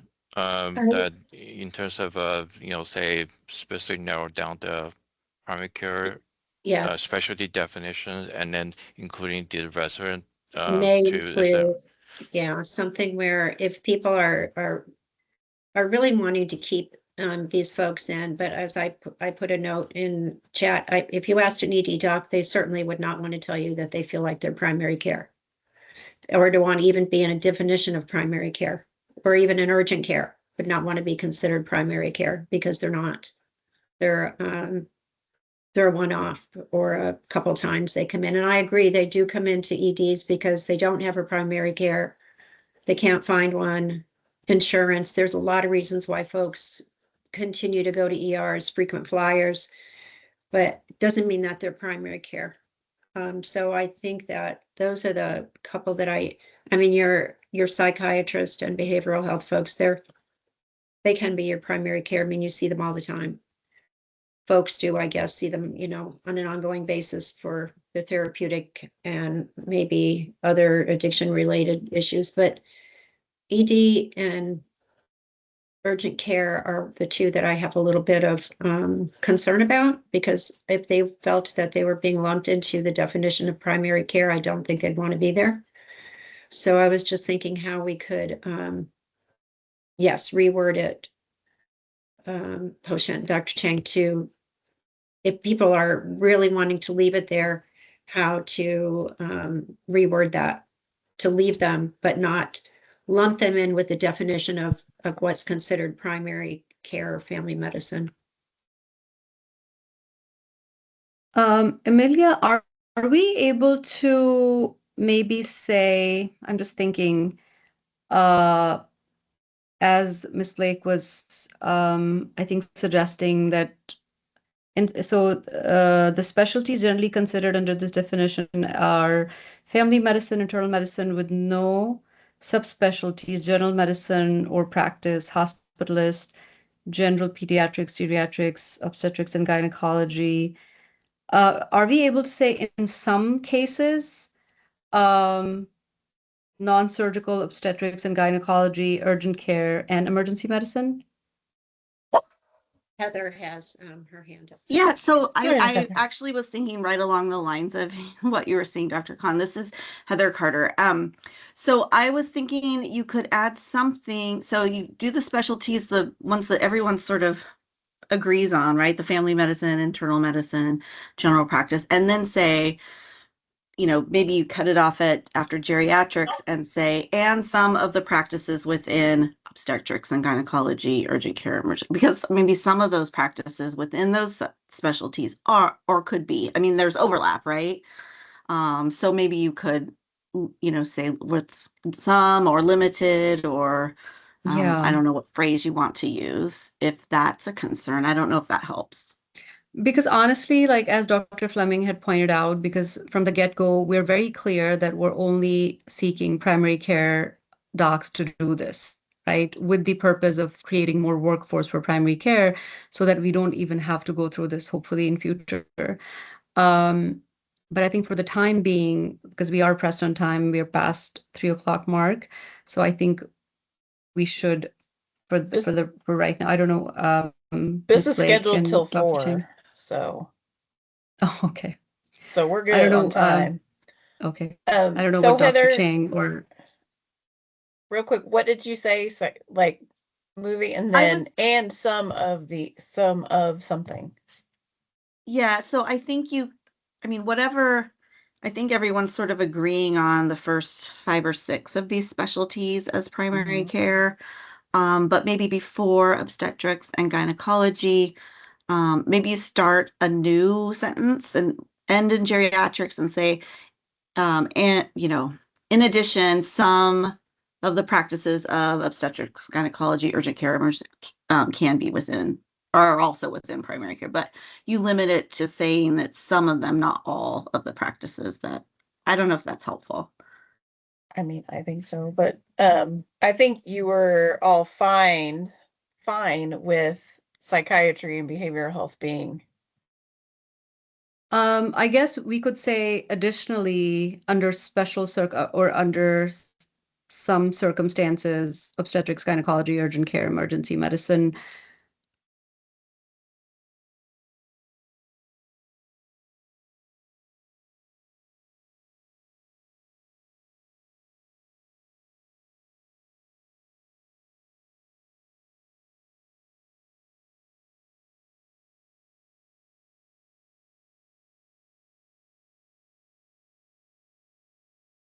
We saying could or might, maybe might be considered?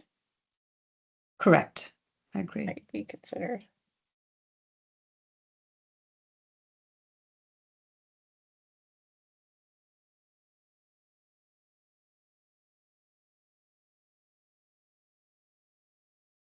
That better or worse? I can't see it. My only question with writing it might be considered is who gets to do the consideration. You might have to say like might be considered by the commission. Like I said, I'm MedPeds trained, but I hold ER credentials for the hospital that I work at. But I had a ton of combat experience, ATLS, combat training that is like ATLS. So I met the scope of the privileges for the hospital system to give me that, and the hospital was the deciding factor. In this rule, there's other areas where I think it mentions the commission with regards to which program can be used for their final like kind of check off. Then it also would have to probably be the commission that decides, yes, you trained ER in your other country, but you did all these other things, and this is why you would qualify for a primary care license in Washington State. So I'm going to jump in and ask Heather and possibly Marissa to weigh in here. And this is purely from how would we operationalize this? So when it says might be considered by the commission under this definition, what is, Heather, I guess the question is, how would we go about doing that or applying it?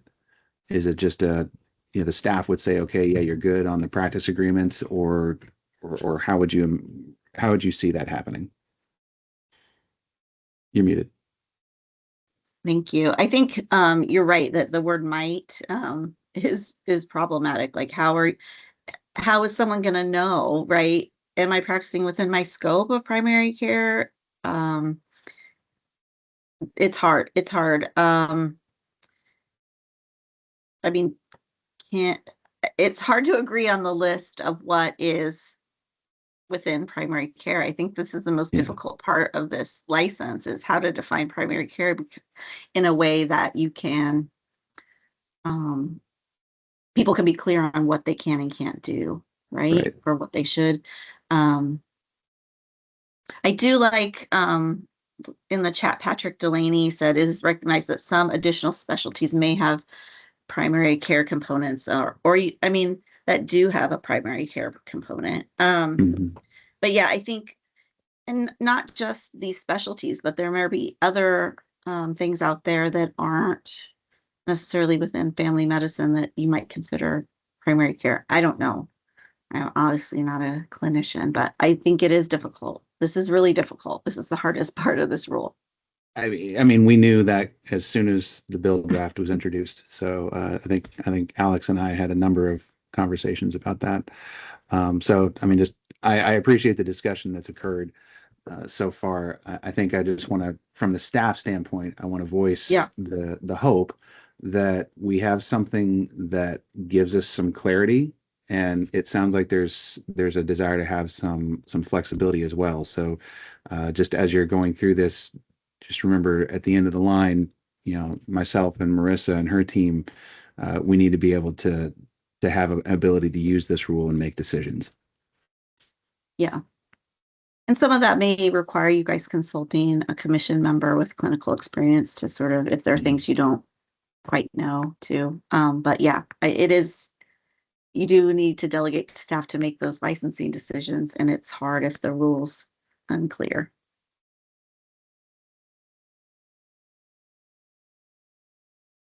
Okay, I'm going to take these two comments and then we can go back to discussing this subsection. Go ahead, Dr. Fleming. Thank you. If I could offer maybe two recommendations for thought, because this is tough, and I see people are really struggling with this one. Under or next to obstetrics and gynecology, you could put in parentheses excludes deliveries and any invasive techniques or procedures, rather, on that one. And the other, you could carve out OB or you could carve out OB-GYN and emergency medicine in a separate sentence and just state these two areas must be prior approved by the commission, or words to that effect, before someone enters into that track. And that might solve some of the problems that we're all wrestling with. One thing about saying it excludes invasive techniques, we might have to define what those exclusive or invasive techniques are. Don't know, Heather. What are your thoughts? Or is that just common knowledge when it comes to obstetrics and gynecology? You're muted, but that I don't know. I mean, that's a technical, right? And clinical. I don't know what invasive techniques are that run the gamut, right? Is that an IUD? Is that, you know, what is that? Yeah. I think surgical is easier for people to define and understand. Okay, go ahead, Alex. Thank you. Yeah, and again, to everyone, do appreciate the discussion today. I appreciate Micah's comments about how this would be operationalized. That's kind of what I was thinking when you have some of these practices. What does that mean? Who decides that? Like if you're an average doc looking at this, what does that mean in practice? And I think to the bigger point, if you have to have so many qualifications or carve outs on an individual specialty, maybe that means it's incompatible with the structure of this license. You know, there may be specialties that have an element of primary care in them, but we also have to make sure that they are compatible with the structure of this license, which I think is pretty specific. Thank you. So with all that being said, do you want to make the change that we have here? Are there additional changes that you want to make to sub B?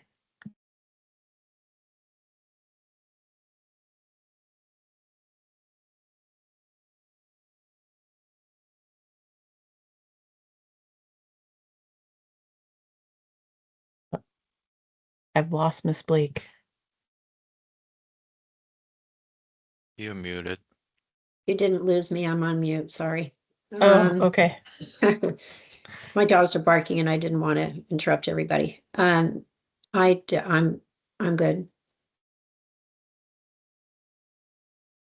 I'm good too. Yeah, I'm fine. And then Micah and Marissa, are you okay with the might be considered or may? Should I change might to may? May. I mean, Yeah, I think, yeah, maybe is a better word. I'm okay with May. Mhm. and you're all right with that workload being put in your shop, right? Yes, as long as I have guidance to for some of these too. It may be something where we need to bring it to panel for additional consideration. But I think this gives us a good framework of reference for now. Thank you. Thanks, Marissa. Okay. So we're going to move on from this one and try to get through the rest of this before 4 o'clock. Okay. You have We another have hand this- raised. Oh, go ahead, Alex. Sorry, it is specific to this section, but not specific to the different specialties. When we were sharing with our folks, we had a comment that if an IMG was accepted into this program and completes all the requirements, are they then qualified for the unrestricted license in all of the specialties listed, or just one? Or what is that process? They didn't feel like it was very clear in the language provided. And the response to that is they are expected to work, similarly to language that we have in other rules and statutes. They're expected to work within their education and training within that scope. So similar to other licenses that are issued under 1871 for physicians, we expect them to work in the scope of their education and training there, and we largely don't have an issue there. While granted this is new, it's still a license issued by the commission to folks who have specific education and training, and so that's kind of the process that we worked through on that.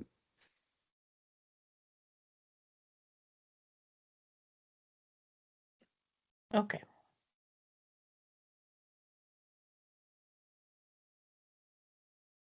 Any issues with sub C? Alex says hand up again. Go ahead, Alex. Yeah. Sorry, me again. Yeah, on C, would appreciate that. I think I said this earlier, that things may change, things evolve. Would recommend that any expansions to the definition go through this process that we are doing now. So rulemaking, to make sure that there's input from stakeholders and invested parties, so that folks have a chance to weigh in on changes that may be made.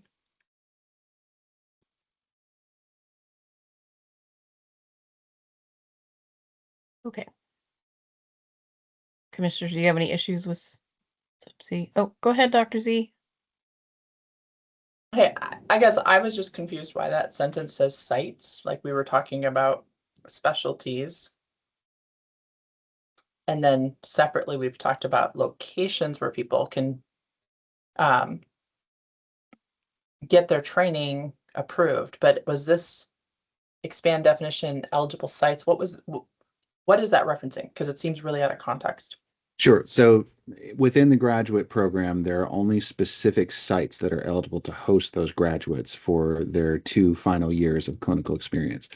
And so this is matching what we see, frankly, on a daily basis in the licensing unit, where we'll get a CMO of a hospital, maybe they're rural, maybe they're not, and they are asking for some sort of an exception or a waiver or an expedite for a specific license. It's usually a specific applicant, but they usually, well, no, almost always are presenting data to demonstrate the need of why they need that particular person or specialty.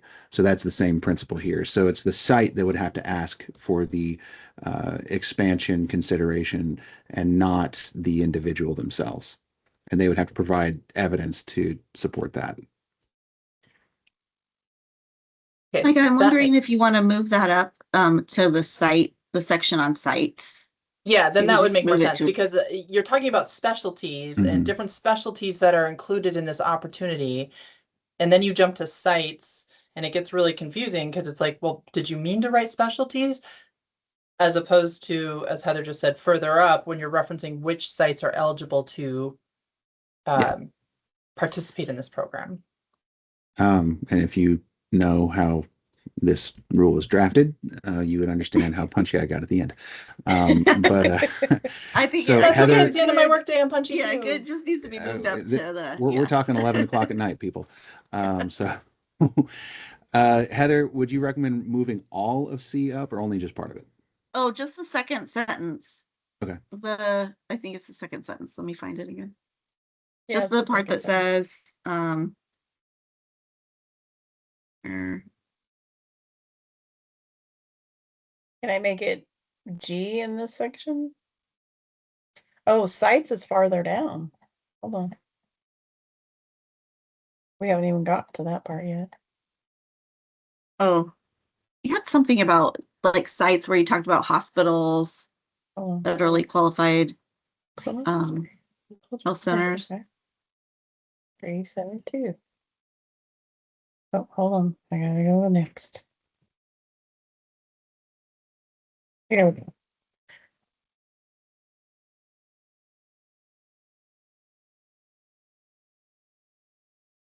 Sorry, page 15, and it would be new F, I think.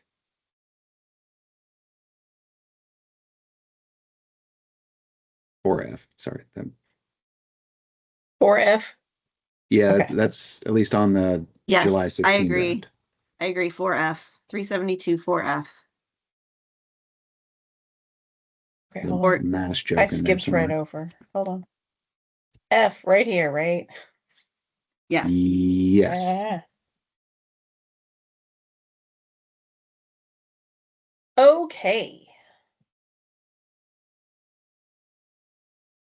Now I gotta figure out where I was at.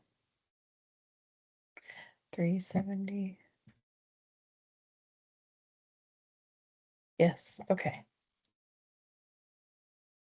All right, so then we can delete it out of here.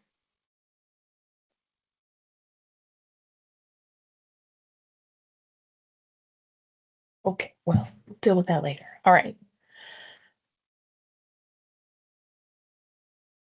Okay, now we're done with sub 2. We're moving on to sub 3. So to start, commissioners, did you have any questions or concerns about sub 3? This is just telling them what they have to do to convert their CE to a primary care license. Ms. Blake, you're muted. Sorry, thank you, Mike. I'll keep it off mute now. I did not. Thank you. Just transparently for everyone here, number one, we're not going to be the fee setters. That's the secretary's office, and they have a separate rules process, just so everyone's aware. The second thing is, as Amelia said, this is just basically a summation of the requirements. These are not new requirements listed out, aside from those that are identified as new, but just taking the requirements from the first 2-year period, the second 2-year period, and taking it all into the application. Third, the intent here is a conversion process similar to when residency license holders finish their programs and then they convert over to a full license. So it's a little bit of an abbreviated process. So we're lifting that process and applying it to this.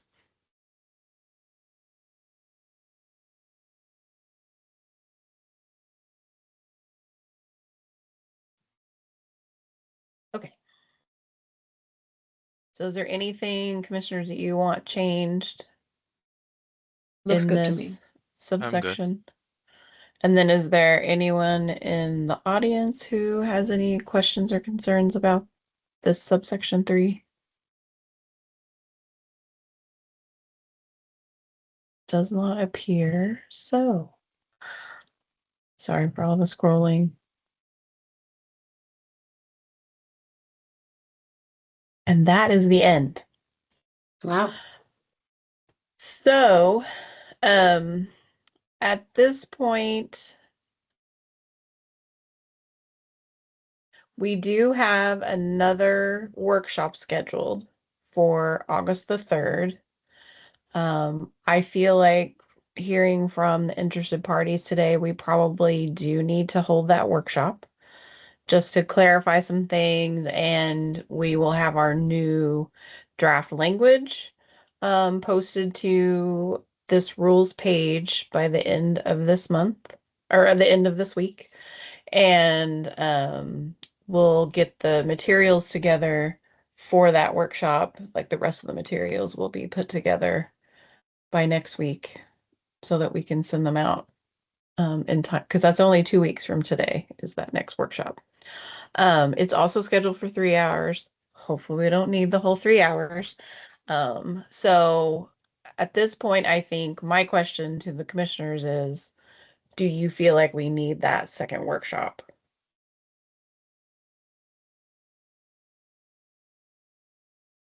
I'm not sure that we do, actually. What do the rest of the team think?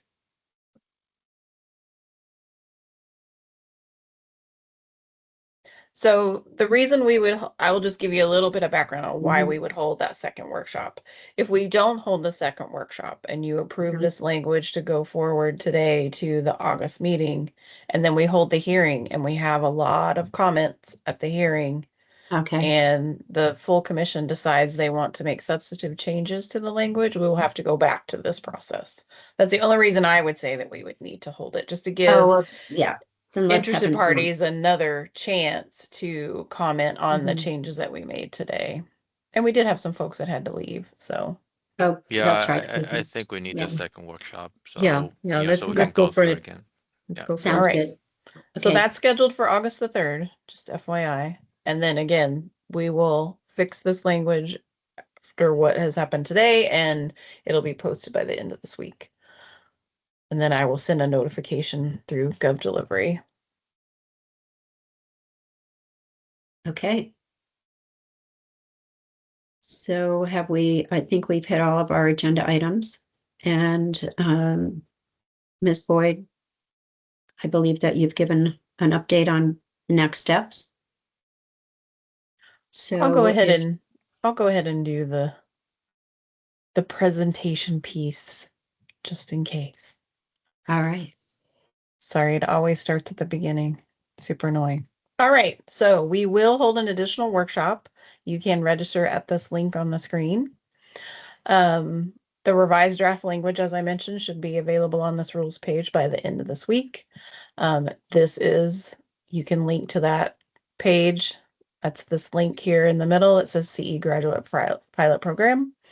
And then a notice will be sent out via our distribution list for rules. You can post comments to that page, or you can email them to medical.rules@wmc.wa.gov.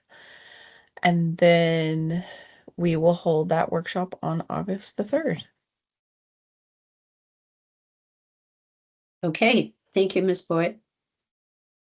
Are there any other questions about the schedule or the rules process from folks here in attendance?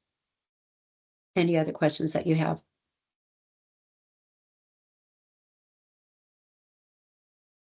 I don't see any hands up, but maybe I'm not seeing everyone. No, I see no hands either. Okay, then I will close this workshop at 3:28.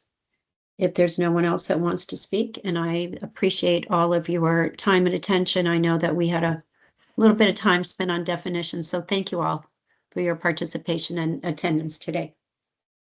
Thank you, everyone. Thank you. We'll see you guys. Bye. Bye. Bye.